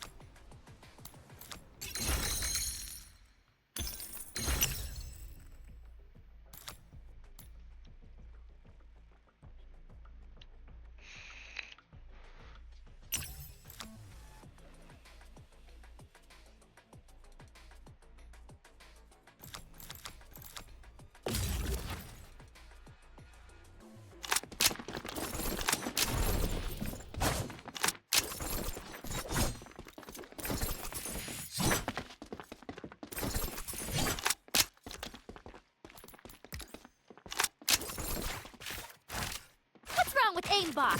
Placing cover. Here's a little cover.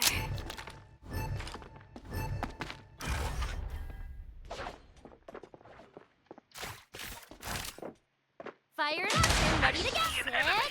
Stay. Shoot. Ping here. Enemy spotted on A main. Just gotta reload, then I'm all yours.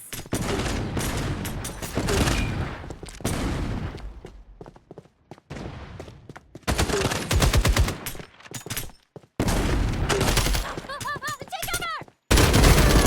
I can sense you. Enemy spotted on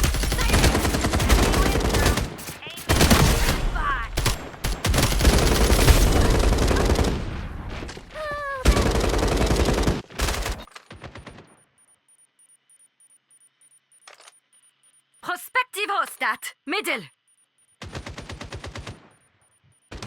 Rest now. By the deluge. Caught in the riptide. Help. Seek, and you may find. Prospective hostat, aim aid. Enemy Lancer.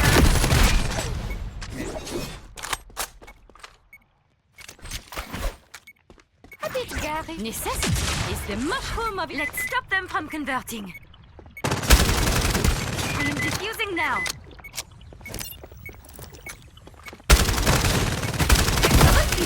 Diffusing still counts as chemistry.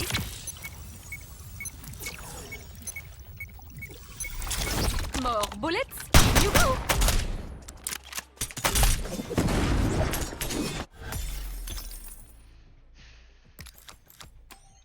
The dude stood up, trembling, and our boy, he just said, "The fun's just getting started." Everyone in the back was standing there, mouths wide open, totally speechless. Memo screamed that it was impossible. How the hell did he just slap down 500 million like it was nothing? The guy next to Yuri asked if she knew about this. She just said she had a vague idea. Panicking, Myung-ho lunged to the cash, trying to check if it was fake. He grabbed his phone and started yelling at some director John, telling him to bring 1 billion in cash. Obviously, that would take a while. So Jinyu asked if he forgot about the 2-hour time limit. He didn't want to keep everyone waiting, so he helped him out. The attack hands Blondie something, a huge IO card called Contaminated Treasure. Okay, probably a stylized credit card, but whatever. Our boy says they'll compete with however much money they can use, even if it's virtual. Blondie asks if he's sure about that, to which Jinyu replies he knows very well how much money a 20 billion value company can throw around. Everyone in the room starts realizing this guy came prepared for more than that, and Blondie starts trembling. The otaku hadn't even opened the second backpack yet. Nobody had a clue what was inside, but judging by the size, it looked like they could win this whole thing. That's when Jinju says, "If you want a number, in 2 hours I could bring in 2.6 billion." Everyone starts shouting that that's impossible.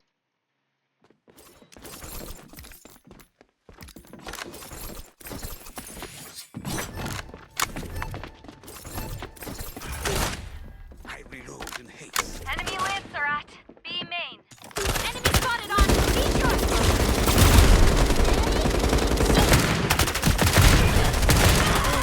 NPC behavior.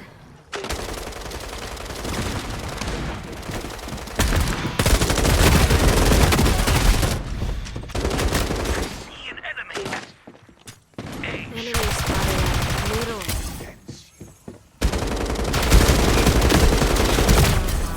Got you. Enemy Lancer at middle. That's my knife. My scales shield me from hardship. Again, I dampen footsteps, not voices, so zip it. And that, my friend, a surge of water and sound.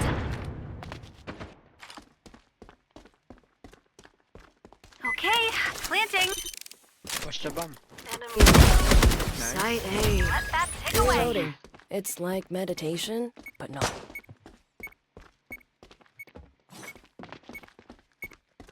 Strike me and achieve nothing. Reloading.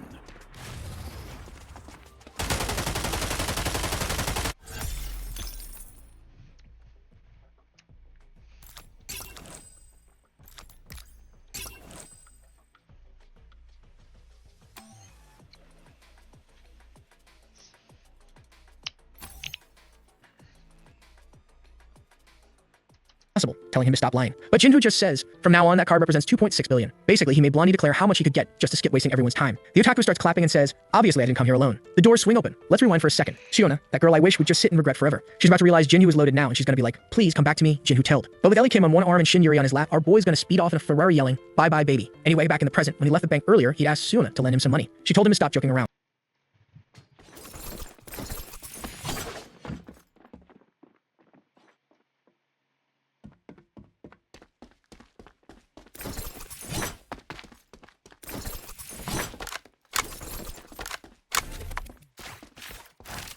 Sit, stay, shoot! When you're too busy to aim. These are great if you ever have a not the fanciest thing I ever made. Here's a little cover.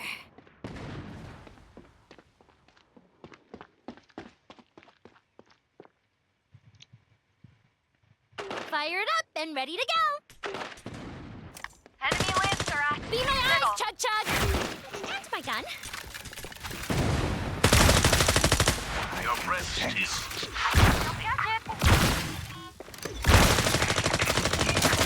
enemy at A main. aquatic life forms do just fine with us. Speak, and you will find.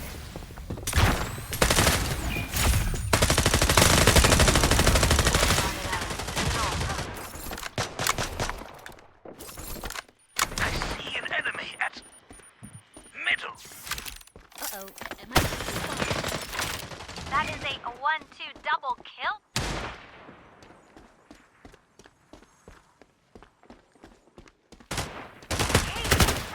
much, Stolfo. That triple kill goes out to you.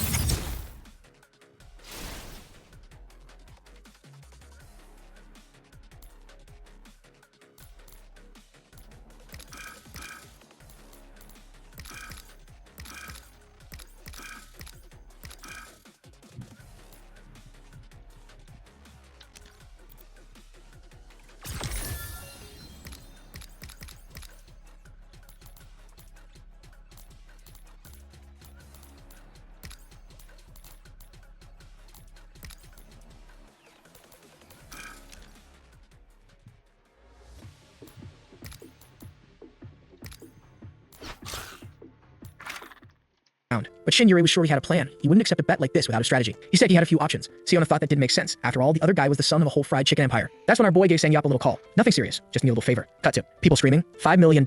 Someone from Golden Gate brought in multiple briefcases. Crowds were gathering, it was total chaos. There were even security guards. Our boy calmly says, that's $6 billion won in total. If I could bring more, I would. Let's call it a day. Blondie had no clue how this was possible. How did a guy who used to be broke have connections to Golden Gate and summon this much money out of nowhere? Everyone in the room starts counting down from 10. Shin Yuri yells, 5. At 3, Siona's got that face that says I messed up bad. And at 1, Blondie's screaming to the sky, asking what they were thinking, slamming his chest, wondering what he did wrong in life. The otaku steps in, let me tell you what you've been doing wrong. The chicken your dad sells, too small, not even worth ordering. Every time I get those skinny wings, it's only 9 pieces instead of 10. Kang Jinwoo's just sitting there like, where the hell did this guy get all this info? He asks Blondie if he knows how to get to the dean's office to ask for a transfer. The guy's got both hands on his head. He's breaking down man. Our boy turns to the Golden Gate rep and says, pack it up, you can take the money back now. Then he grabs a small stack of bills and says to the crowd, dinner's on me tonight. Oh, so now you think you're at some hostess club, throwing cash at everyone like that. Still, let's be honest, even in a hostess club, there was that one who got interested when she saw that rain of money. Siona wanted to know exactly what happened. Where did all that money come from? And how come he had people from Golden Gate with him? Our boy just said his otaku friends got a lot of money. Of course he's got even more. And with that, he walked away, thinking it's better not to explain anything to her and let her keep wondering what the hell just happened. You were Chad, my man. Thank God you didn't waste a single coin on that girl. Sometime later at the usual restaurant, Sangyap was stuffing his face, saying he wished he could have seen everyone's reactions that day. Otaku said it was so satisfying that it was even worth pausing his game session to show up. Looks like over the past year, Sangyap's gotten pretty famous. He was already somewhat known for being a solid investor, but now he's the one running the company that made all those big investments. The only problem is, Sangyap says the company's getting too famous. He can't stop getting calls from people who want in. If anyone else leaks his number, he swears he's gonna lose it. Then he asks why our boy called him there. Jinhyu says he just missed him. He pours him a shot of soju and says he's been looking at the economic indicators and he's got bad feeling. Sangyap asks for an explanation, but our boy just says long-term startups might hold steady, but keep your eyes open, because when he gives the signal, everything has to be sold and turned into cash. It's been 15 days since the semester started, and thanks to Yuri, he's adjusted smoothly. But obviously, ever since he pulled up with a suitcase full of cash, everyone's been staring at him. Even that weird girl with beard hair bangs was saying how cool he looked now. Suddenly, he's her type. She elbows him, saying she's always liked him ever since they met in the early days. She asks if he wants to grab a coffee. He says he stopped drinking coffee, it's bad for you. Then she asks if he wants to grab food. He says he doesn't eat anymore. Then he raises his hand and asks why she's acting like this. She could just be herself. But as he leaves, she crosses her arms and says that eventually he'll fall for her charm. Then our boy heads to his car. Yep, the man pulled up in a Lamborghini. No more borrowing the otaku's rides. The lady there asks if that's the car he bought with company money. He says yeah. Apparently it was Sangyap's suggestion to improve public perception or something. She asks if he's heard the rumors about him flexing cars and suitcases of cash. He tells her not to worry. She says fine, she trusts him, but she's gonna need him to take her for a ride. Inside the car, enjoying the AC breeze, she gets a call from her dad. It's a quick conversation. When it ends, Jinhyu asks who it was. She says her dad's going on a business trip to the UK. He asks if something's going on and she says there's going to be a vote, something called Brexit. Apparently it's this thing that happened a while back in 2016 when the UK left the European Union. Look, it's not like I fully understand this either, but I'm trying to figure it out along with you. And the second our boy gets this info, an eagle literally flies across his windshield. He just freezes, staring ahead like an idiot. Yuri tells him to be careful. He almost crashes into a truck. My boy, for real, cool that eagle had picked a better moment, blocked our driver's vision at the exact time the vision came. What he saw was the UK leaving the EU. He asks what her dad does. She says he works in financial fun stuff. Immediately, he says he has something urgent to take care of. Poor girl's thinking, here we go again. Every time they're together, something urgent pops up. The next day, he's already said goodbye. She's left at home wondering why every single time they hang out, something comes up. He calls someone and says he's got an urgent task. They need to gather all data related to Brexit and send it to him. Back home, Otaku's just browsing, checking what people are saying about our boy's company. Apparently, ever since they started succeeding, investment offers have been pouring in. Otaku brings up the Brexit situation. Most experts say the UK is going to stay, but Jinna replies that experts are wrong all the time, especially because they like to keep the best picks for themselves to make a ton of money. Here we go. The European Union is made up of a bunch of countries, and one of them is the UK. But the UK isn't that close to Europe anyway. They don't even use the euro. The EU wanted to force some laws on them, and the UK basically said, hell no. The problem is, this is going to cause chows. Some stocks are going to crash, others will shoot way up. Now that's the kind of short-term opportunity where you can make a lot of money. But unlike the L6 incident, this one's got a fixed date. On June 23rd, the vote goes down, and Jinyu already says, this time we're going to have to thank the British Empire for giving us this opportunity. Cut to the airport. Ellie Kim's just arrived saying she missed our boy. He asks how things are going in the UK, since Hyunju mentioned she talked to some people working in that region, and no one seemed very optimistic. Our boy says he wants to hear the details in a restaurant, of course. And in the next scene, they're already arriving and greeting Sangyap. I swear, every single thing in this story happens at a restaurant. Every episode someone's eating. Ellie Kim explains that the people in the UK don't want to accept immigrants because of some recent incidents, explosions, and such. Jinhyu immediately says that if that's the case, then the chances of the vote passing and then leaving the EU have definitely gone up. But Hyunju explains that polling still shows an 80% chance they'll stay in the European Union. He asks Ellie what she thinks. She says she believes they'll stay since a lot of their imports and exports depend on that partnership. Man, I struggle to pronounce that line right. Screw you, narrator. Our boy obviously already knows they're going to leave. He's got his little hack after all, and Hyunju agrees too. Leaving the EU wouldn't solve the immigration issue. Refugees made up a huge portion of the workforce there. Trying to hire only local workers would be extremely expensive. The risk of leaving is just too big, so she believes it probably won't happen. Even Golden Gate is thinking about moving their UK office to Germany. Sang-Yap, on the other hand, wants to know why they're so interested. They're just chilling in Korea. The Queen of Skirts also asks why he's so focused on this. She's just commenting because he asked her to research. That's when our boy finally says what he's planning. He's going to use shares from the two companies they own as collateral to take out a loan. Ellie Kim jumps out of her seat, shocked, asking if he's lost his mind. To which he replies, yeah, I've lost it. I'm betting everything on the UK leaving. Everyone at the table freezes. He's talking about risking everything they have. Hyunju asks if he has any idea about the scale of what he's doing. And Sang-Yup says the same. All the indicators are almost certain they'll stay, so why bet on them leaving? Our boy just says, the vote hasn't happened yet. The future's uncertain. Everyone assumes they'll stay because being in the EU seems like the safe bet. But humans don't act rationally. And with the future vision he's got, he's certain. And that's exactly what he tells them. He knows the UK is going to leave. Everyone's panicking, saying it's way too risky, telling him to wake up. No expert is saying something like that. To which he replies, there's no one less trustworthy in the world than experts. Ellie Kim pushes back, it's not just the finance people saying that. But Jindu explains that she doesn't understand. The ones voting to leave are conservatives. They don't show up in polls, they don't talk much. But on voting day, they'll be there. Hyunju says people will think about the money and choose to stay. To which our boy replies, if politics weren't involved, that logic would work. But this isn't logical. It's emotional, political, and messy. Skipping the political rant, we get enough of that IRL. Let's move to the part where our boy pulls out a folder and says, here are the plans for everyone. They all look at him wide-eyed, asking if he's seriously going to pull something this insane. But our boy, calm and confident, says, trust the Bravo. The vote will pass. If we follow the plan, it'll work. Hyunju says the whole thing is just too dangerous. Ellie Kim wants to know why. He already has more money than he could spend in a lifetime. Why risk it? Our boy realizes that every time he tries to make more money, people always ask why. The first time he and Otaku made a ton, Hyunju asked the same thing. And his answer, I just want to make more money. Investments are where I shine. I mean, when you got a hack, sure, it helps. He knows people will keep asking this forever. So he just says, an opportunity came up to make money. That's all. Sang-Yap, meanwhile, is shaking. He says if this plan fails, they'll lose everything. They need to remember the winter 2 years ago, when he showed up with a scruffy beard completely broke. Back then, he made a ton. But with one risky investment, he lost it all. Jinwoo just responds, even so, here I am now, back on my feet. If we lose everything, we'll just start over. So why are you so worried? Boom, Sang-Yap's lit up. That was the line. He says our boy's right. He's been getting too comfortable playing it safe. If you're sure the UK is going to leave the EU, then let's do it. Let's go all in. Hyunju just sighs and says, well, looks like your mind's already made up. So obviously she's just going to follow. The Otaku, as usual, hasn't said anything until now, but he nods and says he's in too. As for the lawyer girl, poor thing, there's not much she can do about financial strategy, but she says she'll help however she can. The sneaky bastard was just sitting there thinking that at this moment everyone probably thought he was just a lunatic screaming alone that this would happen. But soon everyone's judgment would change. And since everyone had agreed, he said, it's time to make some money.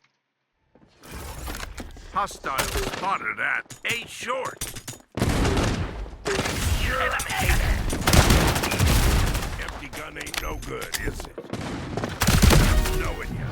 Hostile spotted at. Yeah! Look like my mind.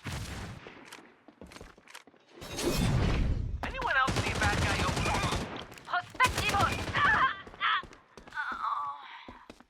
Goy. Position's been liquidated.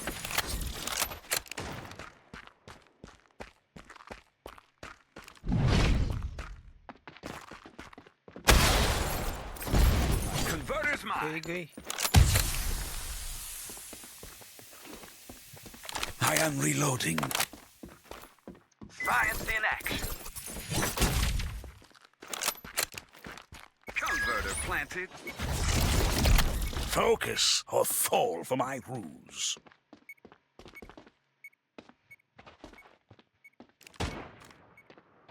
Long. I see it.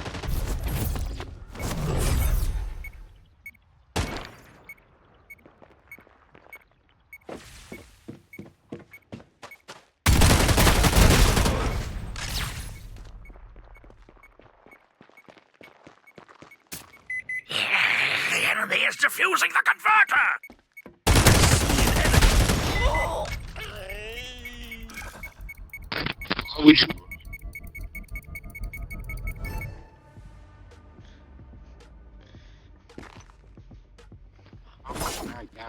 Oh no, jumping.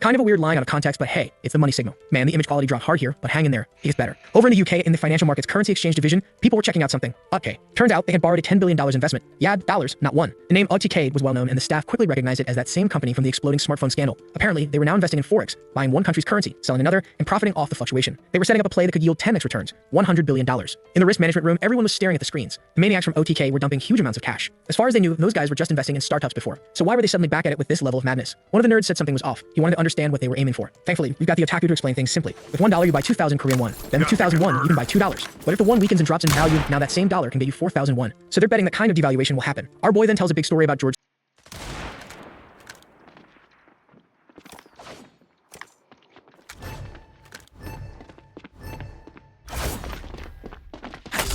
90% of everything.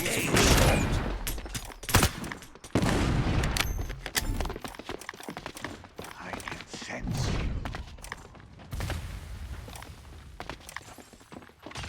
Time to smoke some food. Empty gun ain't no good, is it? Enemy spotted at base short. On the other side. Hostile spotted that. I am D here. short. Give me a second. Reloading. Speaking of killing in pairs, you're both Are you blue light as a enemy. flag?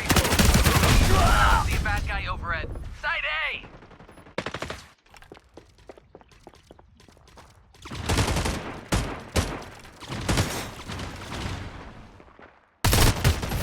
It's good to have another perspective.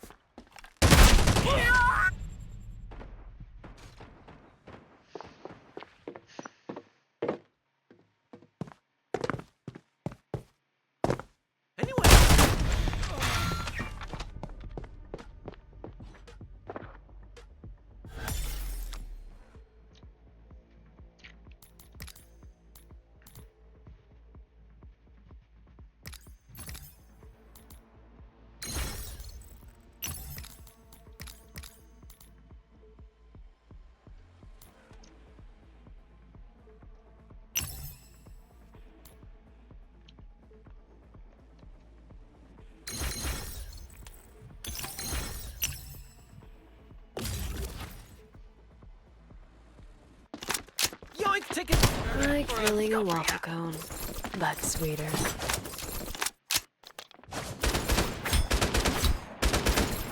What I've got. Bullets, in you go.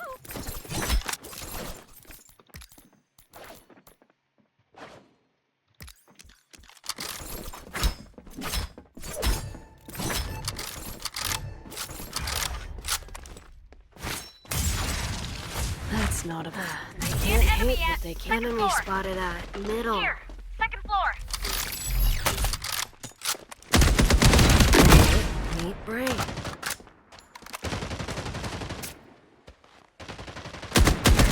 Good hunting. Okay, nap time's over. Reloading. It's like meditation, but not phasing Enemy out. wins, Sarah. Oh, Being perceived you is guys support. exhausting. I sense disharmony. Enemy spotted at middle. Enemy spotted. Like the I'm recharged.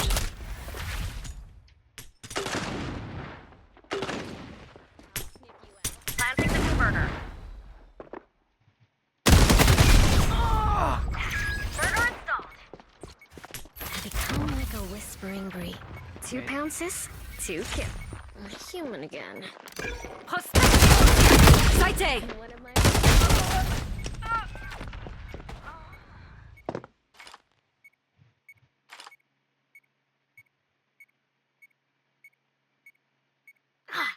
Reveal my true form. I won't stay for anyone.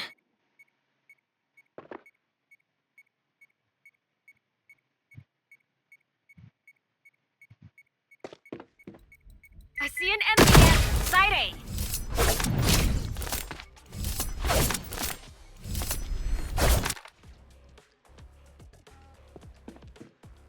They're defusing! It's my honor to usher a soul like yours along.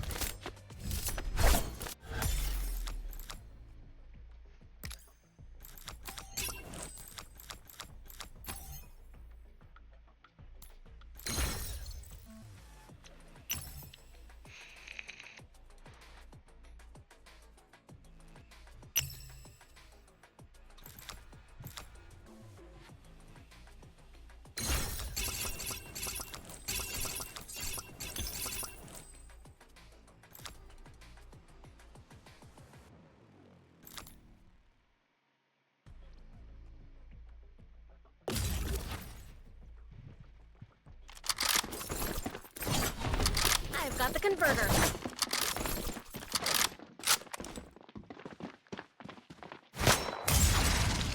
Looks like a good place to rematerialize.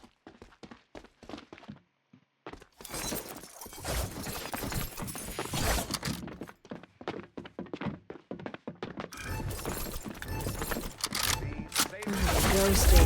Love it.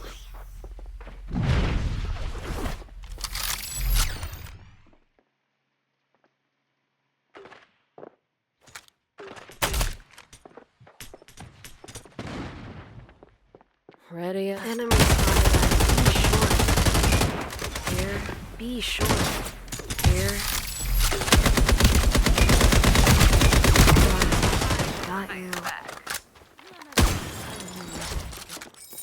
Walk in my garden. Okay, nap time's over. Not more time. Gonna save our slow kill. Enemy spotted at side A.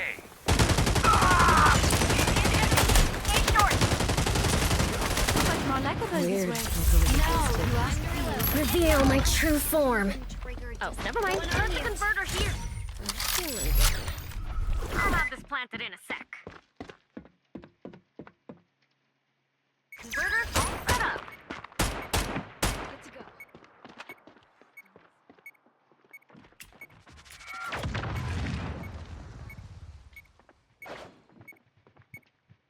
Objectivo stat. Mission. Arrêtez times 2.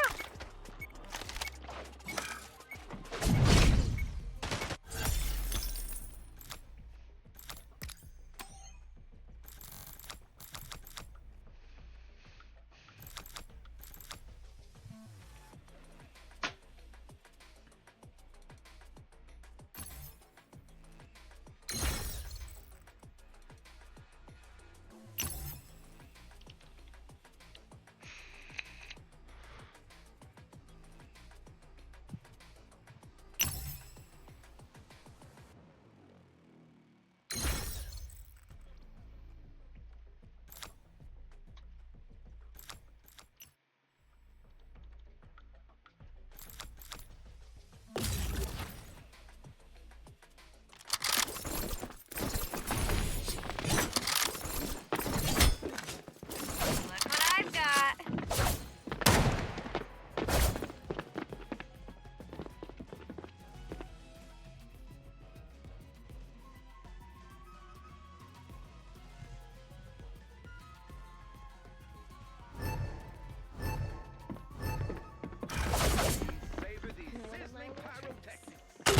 Reloading. Checking on the chat. I might need to go. See an enemy at teammates. Oh my See you god. when I see ya. A good enemy spotted at pretty short. Objectivo stat. Attack a spawn point.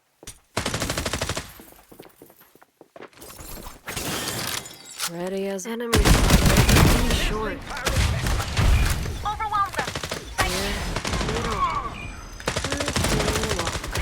Specimen That's overwhelm sweet. them. Left. Side A. 2 pounces, 2 kills. Pretend I'm not here.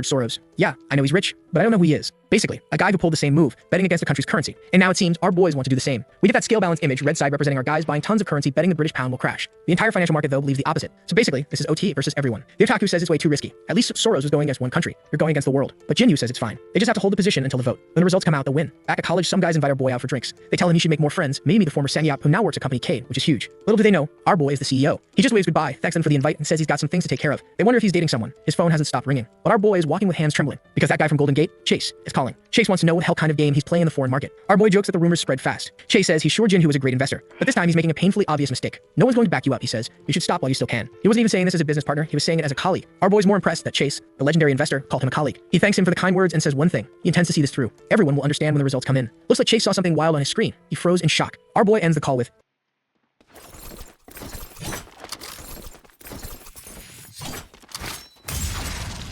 Looks like a good place to rematerialize.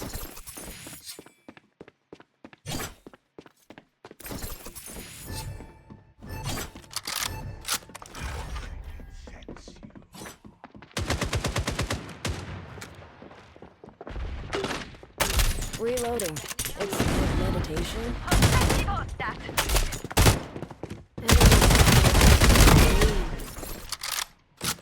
Weird. I'm calling him Biz Pickles. Let's make the spot more homely. I see an enemy. Enemy spotted at Middle. main. Show you the playback later.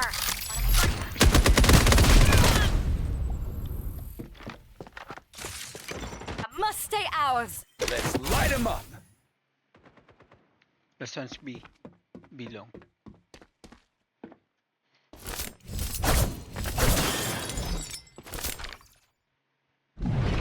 B long, B long, B long.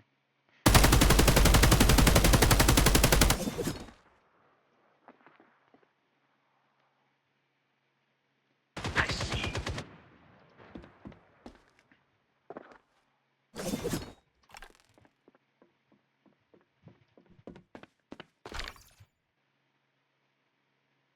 That is a 1-2 double kill, baby. It's best not to bet against me. And he's right. Dude's got future vision. Chase is speechless, just quietly wishing him good luck. Then he calls the British division and tells them the results might be unexpected. Better wait and see before making any moves. Over at Sangyup's office, Jang, the new assistant, says he sorted out all the paperwork. Sangyup asks what he thinks. Jang says he thinks they're doing something insane, but then shuts the door, saying he trusts them. He doesn't want to lose his job. Jinwoo's on speakerphone, asking if Sangyup thinks it's crazy too. Sangyup replies, "What you did before, that was nothing compared to this." They were betting 1.1 trillion won on a single click. Jinwoo says everything will work out. Sangyup agrees, but he's shaking so bad he might crap himself. Then the big day arrives. The vote. Journalists are saying way more people are showing up than expected. Early results are saying 60-40 in favor of staying in the EU, which means they're losing. Otaku is having a meltdown, but Jinwoo tells him to calm down. You never know until all the votes are counted. The problem? There are still 7 hours left, and now he's starting to wonder, did the vision change this time? He stands up and says he's heading to class. Otaku is speechless, but Jinwoo just says the results will change either way. The Otaku says fine, but he's staying put. His whole life is on the line. Our boy reflects that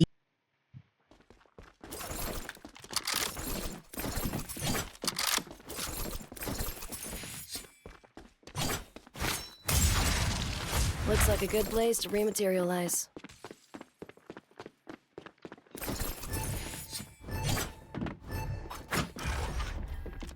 Prospectivo stat. Amen.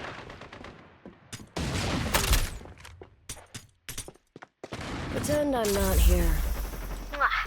Your Enemy spirit spotted has at. a nice flavor to it. Enemy lancer at. Amen. Wala.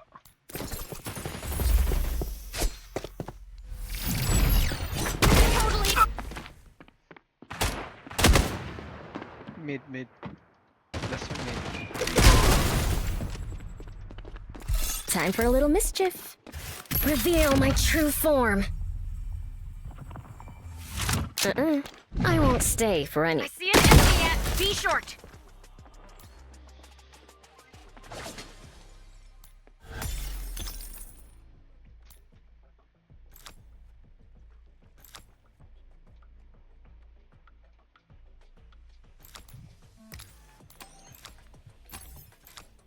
even knowing about his powers, his friends still felt fear. It was like relying on a single spark of light at the end of a tunnel. Maybe he really was walking straight into the abyss this time, and he'd lose everything. But before he left, the Otaku asked him to promise something. If they lost everything on every payday, he'd owe him a beer and a skewer. Jinwoo told him to stop being ridiculous. But Otaku just said, promise. So our boy agreed. He'd buy him 2 cans of beer. Otaku grinned and said, deal. At university, he arrives. And as always, Shinyuri magically finds him. She says she's exhausted since she stayed up all night watching the vote and overslept. Our boy too, barely slept at all. Walking through the halls, nearly holding hands, they spot the clown couple. Sona's now glowing and shiny, asking if they're dating since they look so close. Shinyuri says yep, he takes good care of her. Boof, that one stung. Sona, looking all awkward, replies that she noticed. Then white-haired loser asks if Jinwoo is really close to the CEO of Company K, and if he could pass along a message. Apparently his dad wants to meet the CEO. Looks like our boy Sangyup's becoming a legend, huh? Jinwoo just says he'll pass it along. Once he enters the classroom, everyone's talking about the Brexit results and betting. Apparently people are even placing money bets in class. Jinwoo obviously bets that they'll leave. Mr. Gucci King bets they'll stay, and Yuri just copies Jinwoo's answer. Of course, it was weird for anyone to bet on them leaving, since most polls said they'd stay. Now Jinwoo's starting to tremble. What if everything goes wrong? Voting was still underway, and 52% was leaning towards staying. Back at the office, the people with Sangyup were banging on desks demanding answers. Looked like everyone was about to lose their jobs, their money, and end up living on the streets. Sangyup, shaking, picked up his phone. At this point, there was nothing else to do. Just wait. He left the room, saying he needed to make a call. Back in class, the professor was giving a lecture, but our boy was completely checked out. That's when Shinyuri points out his phone won't stop ringing. He jumps up startled. Apparently, they now have to invest even more to maintain their position against the currency. Running to the bathroom, he starts questioning. Savor these sizzling pyrotechnics.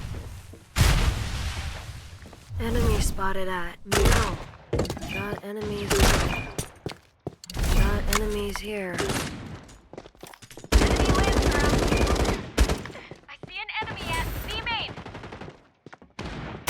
Love to hear that click. You're dead. Ghosting. Love it. Enemy spotted at B main.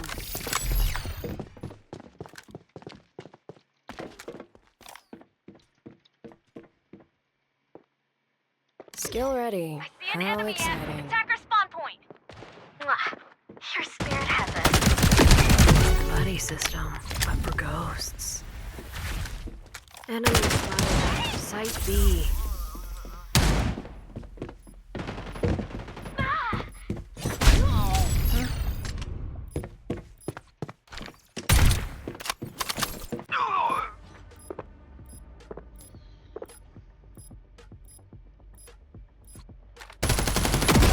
Reloading!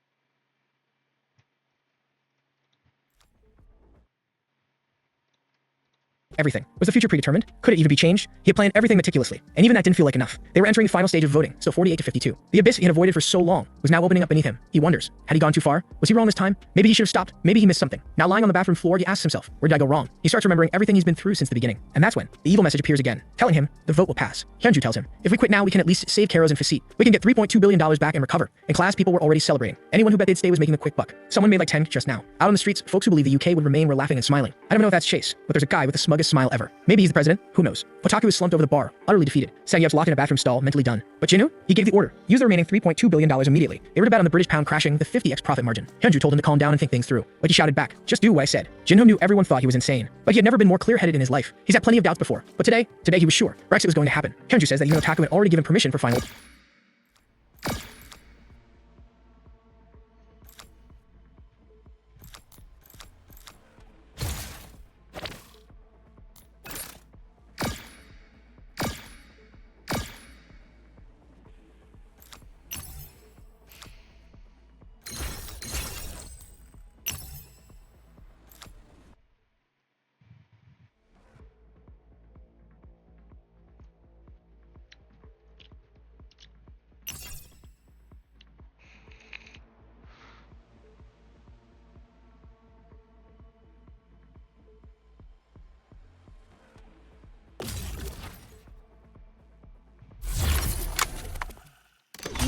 You are defense spawn point.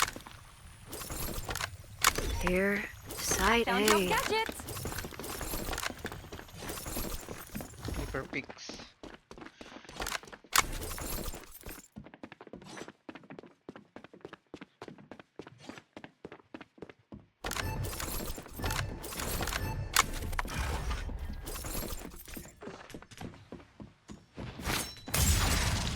I might need to ghost.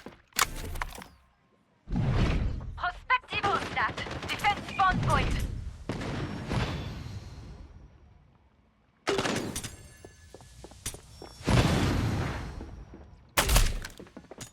Love to hear that click.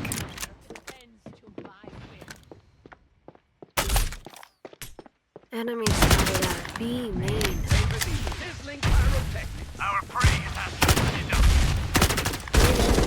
It's like meditation. I'd rather they saw less of me.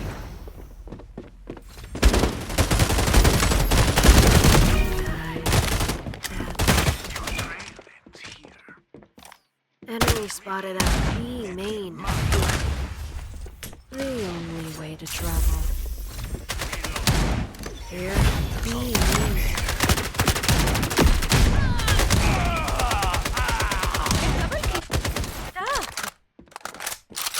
On B1. You got it. Shit.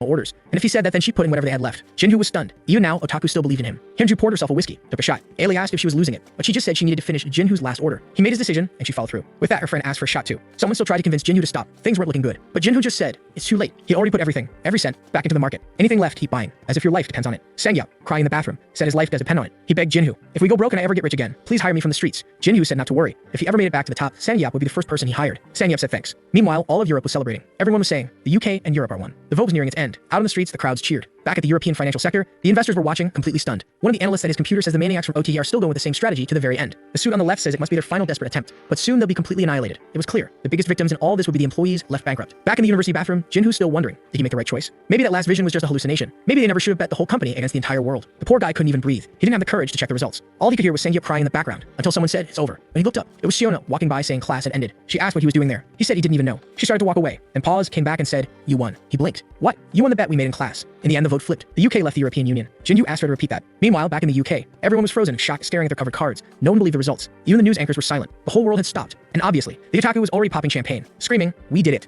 Everywhere, people were running around in a frenzy, trying to figure out how they'd survive this. Everyone who had been buying British currency was now desperately trying to sell it. And the only ones who bet against it, Outplayed, an old finance guy in Europe, muttered, it's the George Soros play all over again. Suddenly, all orders started triggering. The financial balance shattered. One guy was panicking, begging, please, stop the selling. Back at the university, Suwon asks what's wrong. He just stands up and says, nothing, and thanks her. On the street, while everyone else was in chaos, our boy walked calmly. Tons of messages started pouring in. He turned his phone off. He went to a phone booth and called his mom. She asked why he wasn't calling from his phone. He just said, I missed you. Moments earlier, over at Company K, everyone had been sure they were bankrupt. The only question was, where would they apply for jobs tomorrow? Even Sangyap had lost it, practically foaming at the mouth. No one understood why anyone would bet the entire company on international markets. Then the final result came in. 51.89%. They won. Within seconds, Sangyap called out to his assistant, buy that building on Taehan Street, the most luxurious spot in all of Korea. From now on, they were at the top of the financial world. Jung, stunned, could only think, I just witnessed a 1.1 trillion won bet succeed. And he shouted, from this day on, I dedicate my life to you. Ellie Kim came running in excited, asking if Hyunju saw the result. She wanted to call Jinhoo to celebrate, but poor Hyunju was slumped in her chair, drained of all energy. Over at Golden Gate, someone wanted to speak with the president. He sat there thinking, I misjudged that kid. He's not just some talented investor. After what happened today, that boy's a legend. And now, there's no way he could stay anonymous. This might be the beginning of a new era. Unfortunately, it was too late for Golden Gate to join forces with him. But the president made a call. We need to expand our Korea office. If we can't beat him, we might as well be friends. The next day, after the massive boom, all of OT's market positions were finalized. Company K jumped to 5.9 trillion won, and OKK, 45 trillion won. That's a total of about $34 billion,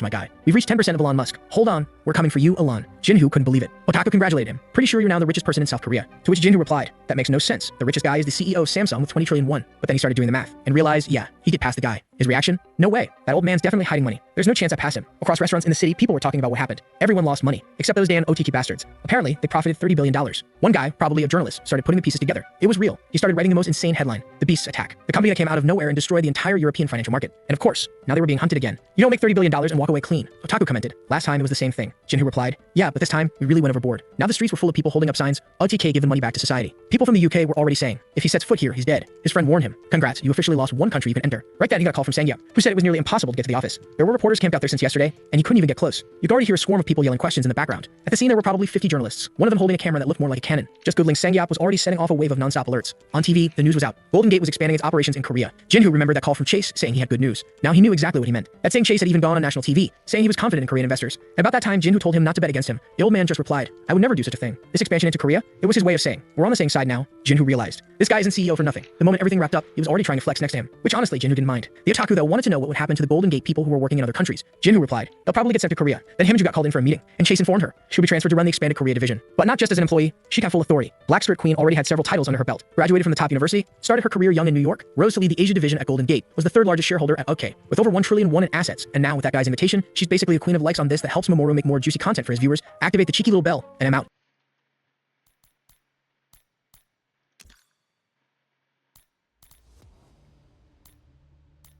Between all the sponsored products and the army of brands that you've never heard of before, shopping on Amazon these days sucks, especially if you're new to PC building. Look at this. I searched for graphics card, and with prominent placement like this, how could I possibly know that Showkings is not a reputable brand of GPU? I mean, is the Radeon RX 580 even getting driver updates anymore? Not since January. It's ridiculous. It makes you wonder, just how bad of a PC would you get if you just searched for each product category, bought the first thing on the list, and threw it all together? I want to know, so I'm going to find out Radeon Ampere architecture? That's an NVIDIA architecture. Oh man, these guys are ridiculous. Okay, sorry, right now. And here it is, everything from my waifu power supply to my View Edge monitor and high quality video card.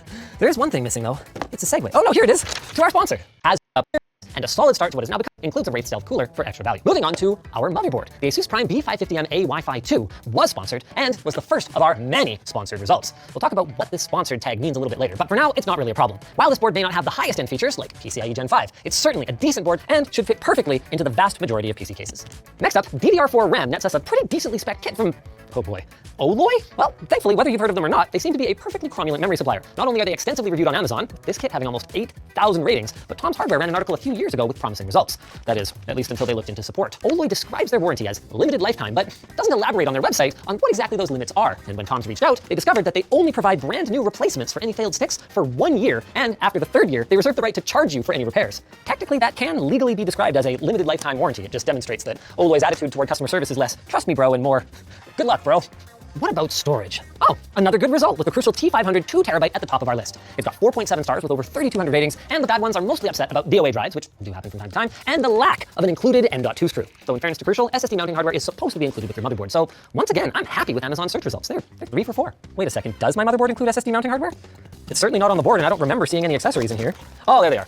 Yep, we're good. Of course, if you've spent more than 2 minutes on Amazon in the last year, you knew that wasn't going to last forever, so let's see our result for CPU cooler. Ah, the SE214 XT ARGB from ID Cooling. I mean, actually, can't really fault the value here. 4 heat pipes, $18? That's like $4.50 a heat pipe. And it's got a respectable 4.6 star rating, with most of the complaints focusing on what I feel are insignificant issues, like a cheap feeling backplate and, bad instructions. Oh, and not receiving AM4 mounting hardware. 1 moment, please. This looks pretty complete, fan mounts, AM4 mounting, but it looks like they're right. There's no instructions. Oh, guys, you gotta look inside the box. The instructions are right there. Yeah, as long as you find all the pieces. This is a pretty nice package at 20 bucks, though that still doesn't make it an obvious win, because for just $15 more, you can get a Peerless Assassin. That's a really nice cooler. In fact, Amazon seems to acknowledge this, because a couple of results down, they've got that one tagged as their overall pick. With that said, it's not like modern AMD CPUs need a ton of extra cooling for overclocking or anything, so this could end up being the best bang for the buck. Only the results will tell. And look at that. It has addressable RGB on the fan. Moving on to our case. Whoa, Antec! These guys might have had the spotlight stolen by newer players like Fractal, Corsair, and Fantex, but personally, I will always remember them fondly. And after getting acquainted with the DF700, I might just have some fondness to addressable RGB for our cable management. The drives you want to check. In most cases, the hub that was alleged for what it is. Actor 2 comes in. This is a fully modular, applies yet. However, we found maybe you should king. 600 need any more power than that. It's 8 gigs of VRAM and a DVI connector. But maybe that's just because they're ahead of enjoyment and let's call it a day, I guess. And most of our 1-star reviews here had to do with the cards dying over time. You're honestly probably better off just buying something used on eBay, Facebook Marketplace, or our recent sponsor of Scrapyard Wars 9, Java. But we didn't have that option, and thanks to Amazon sponsored products,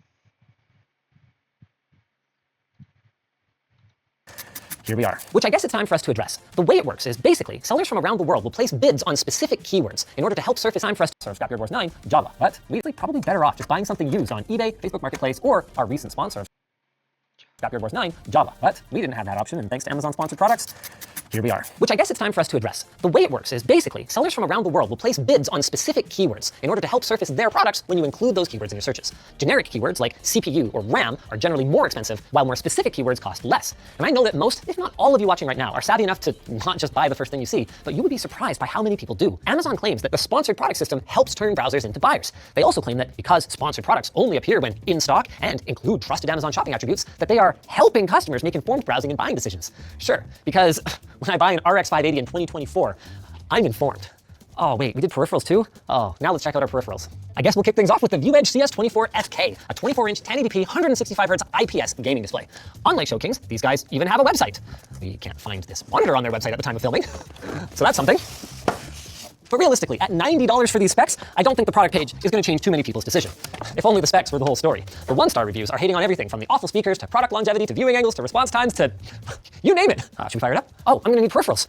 And there they are, the gaming essentials from Red Dragon. Red Dragon's one of those brands that 5-6 years ago, we were memeing on their hardware store level quality, but these days, they've actually got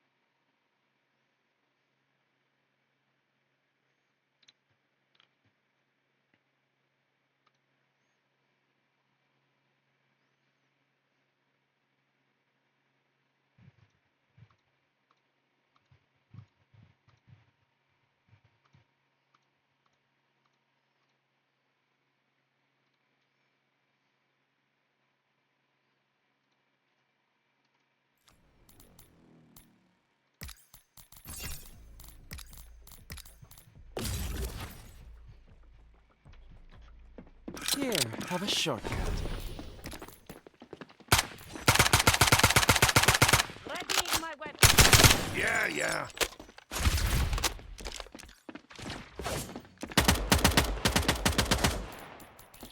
Here, have a shortcut.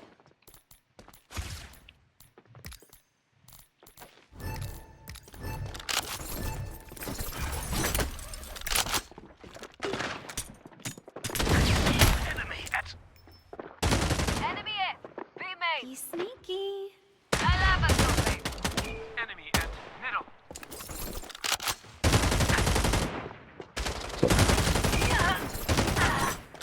One B. And to think.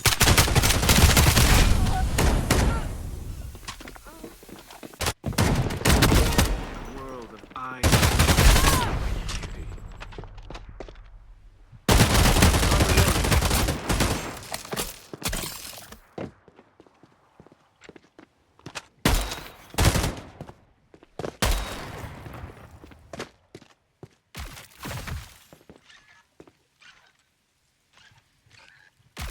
Statistically, still the safest way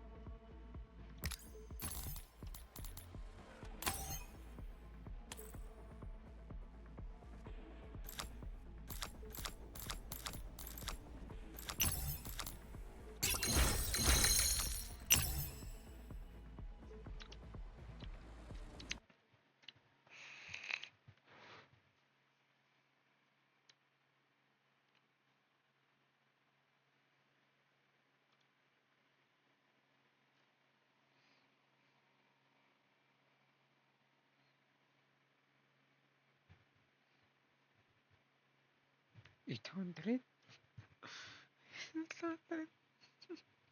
Aún.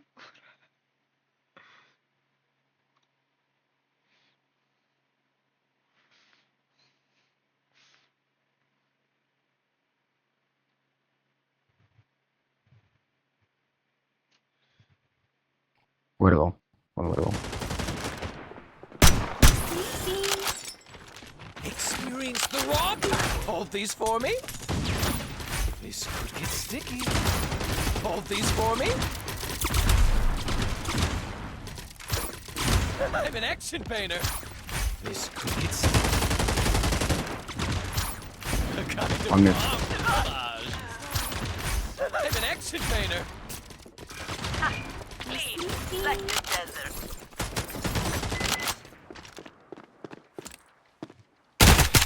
War is so much better with ammo.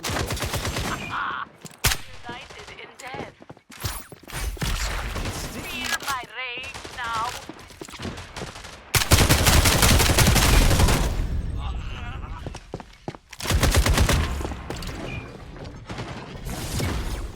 Walk in my garden and be.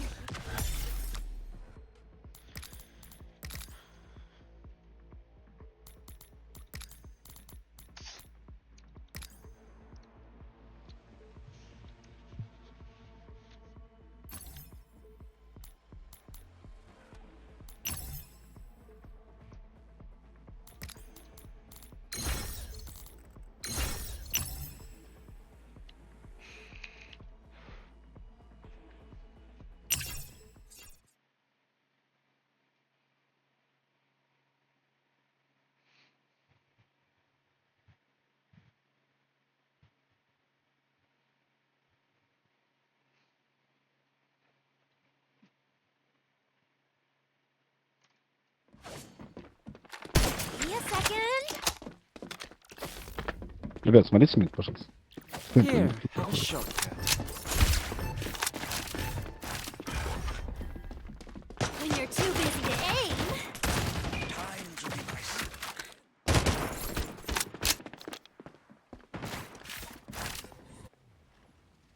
These are great if you ever have a mouse problem.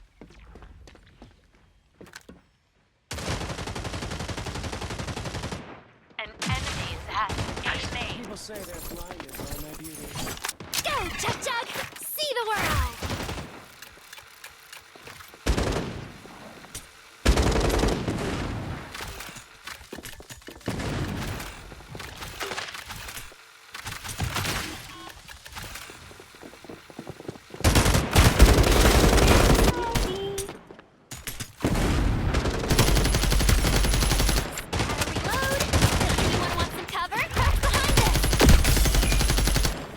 Bullet wit to mark.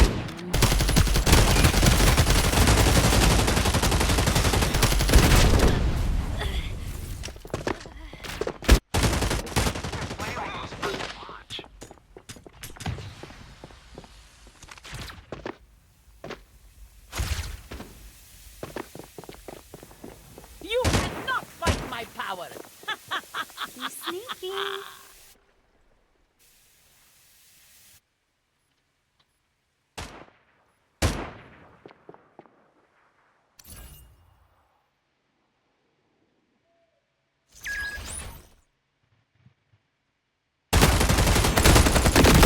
Over pin. Should be done.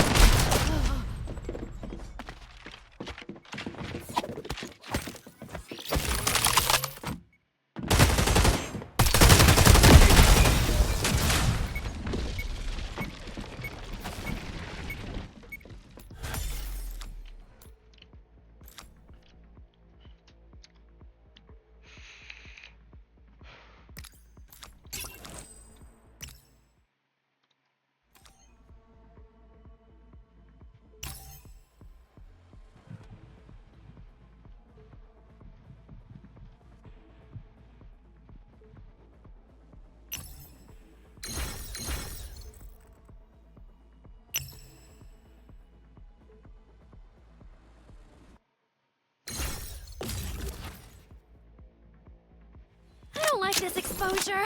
Let's find a garage. Reloading.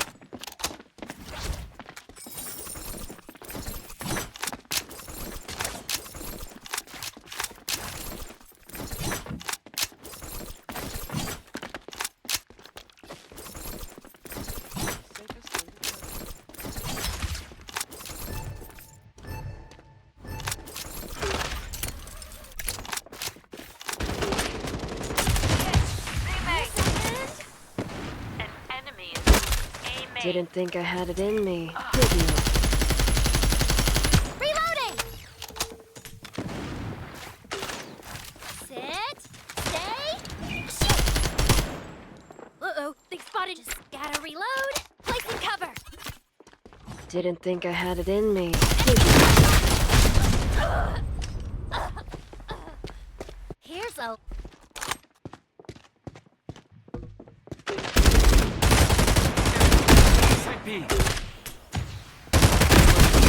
Didn't think I had it in me, did you?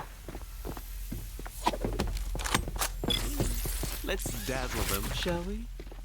Enemy A, middle.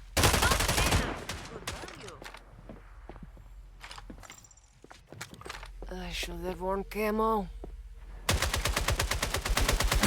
My lurking needs improvement. Will they learn to trust their intuition above all?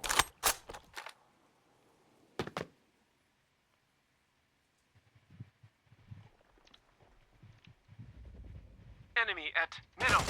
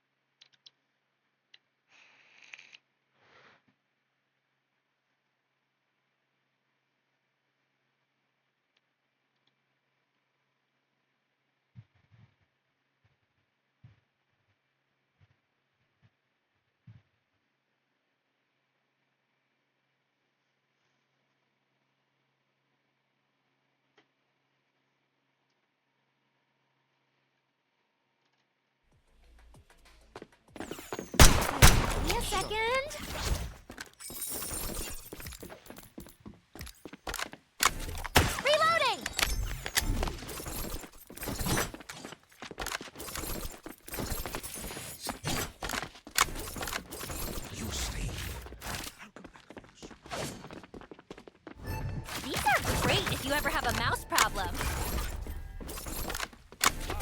I see an enemy at middle. Anybody want a wall? Enemy spotted on. That existence. Enemy it. Big pink.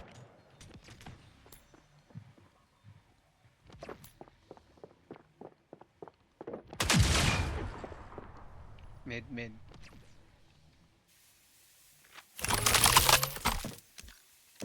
Anyone call for the expressway?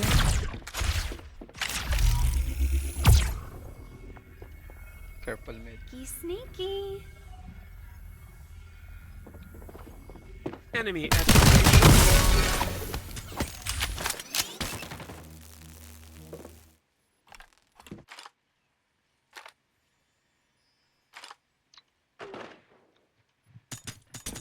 enemy at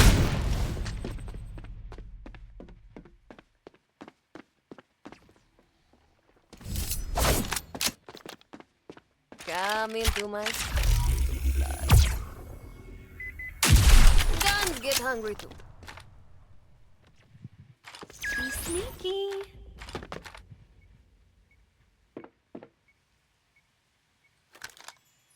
Enemy A. Black A.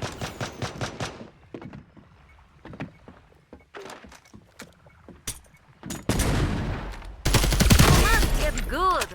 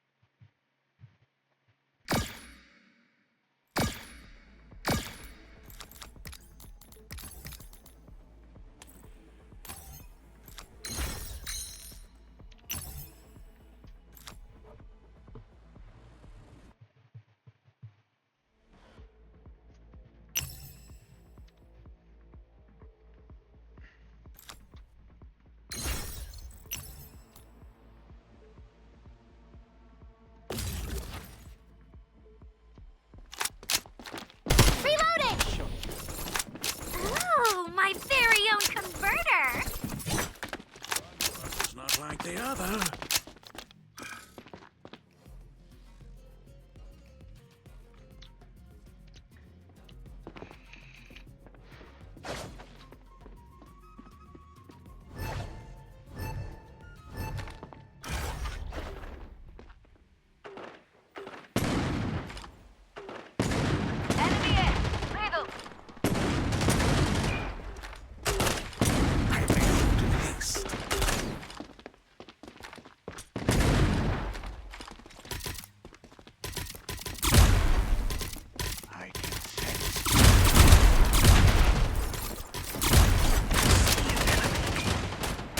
Open wide. Enemy spotted on! Side B! Refueling! Enemy! Reloading! Enemy! Steady!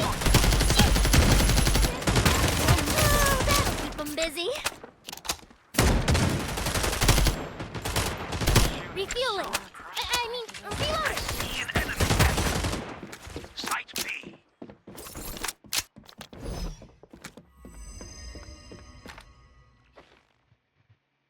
Oh, get him, Tugs!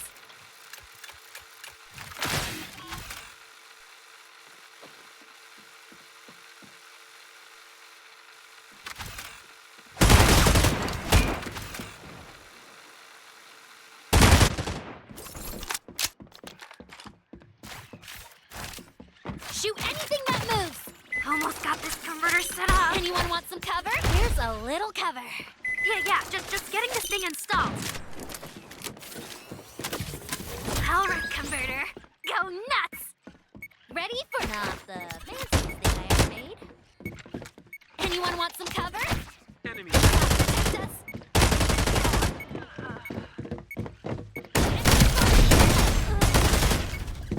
Stop them from the...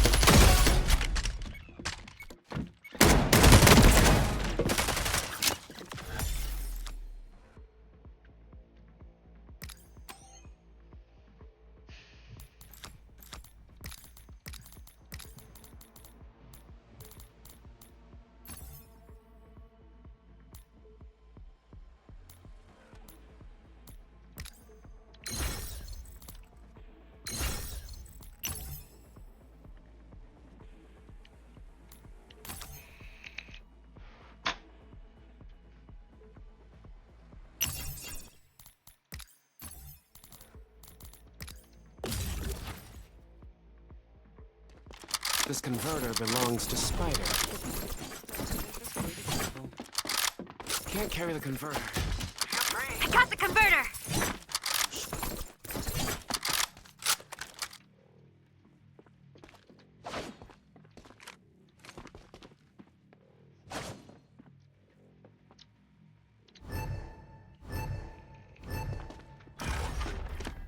You got this, Chug Chug! Enemy it! Middle!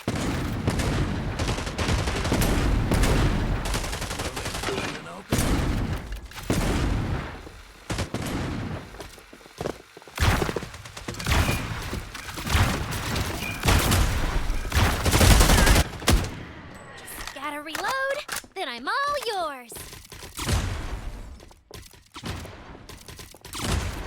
I can sense you. Enemy spotted on middle!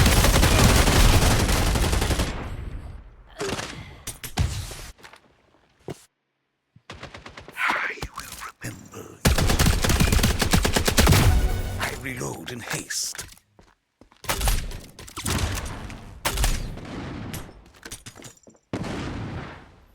A proper defense can halt any strike.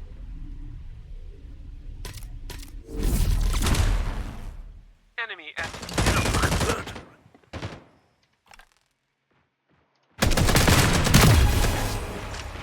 Be made. Nearly ready to strike. Death is a reaper. middle. There's zombie. Go. Go away.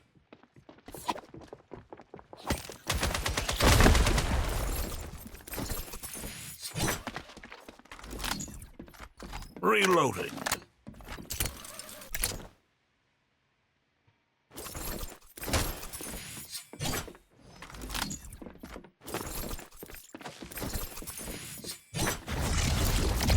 Focus or fall for my rules.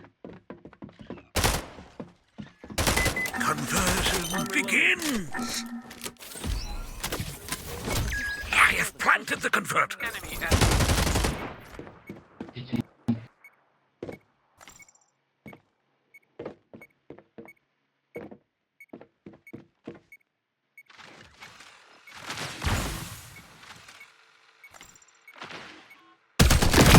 I see an enemy at zombie. sight.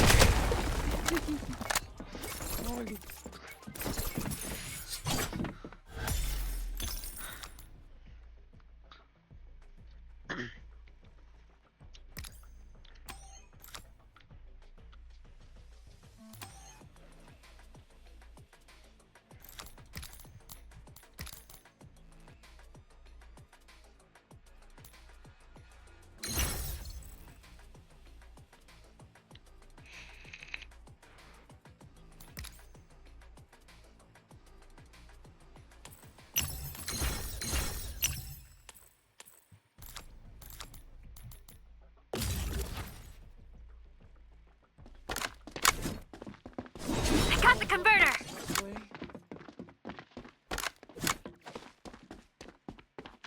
One of us is not like the other.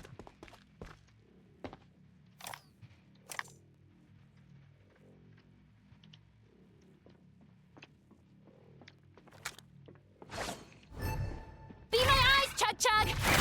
And my gun.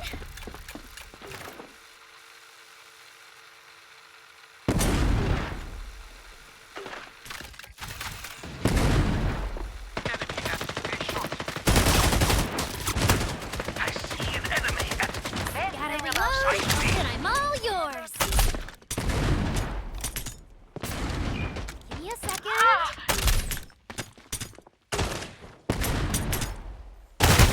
Reloading! One behind. What's wrong with aimbots? Sit, stay, shoot!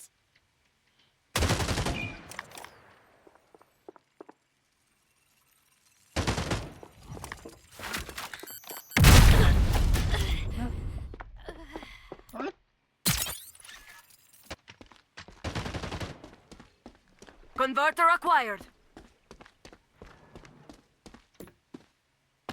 Enemy.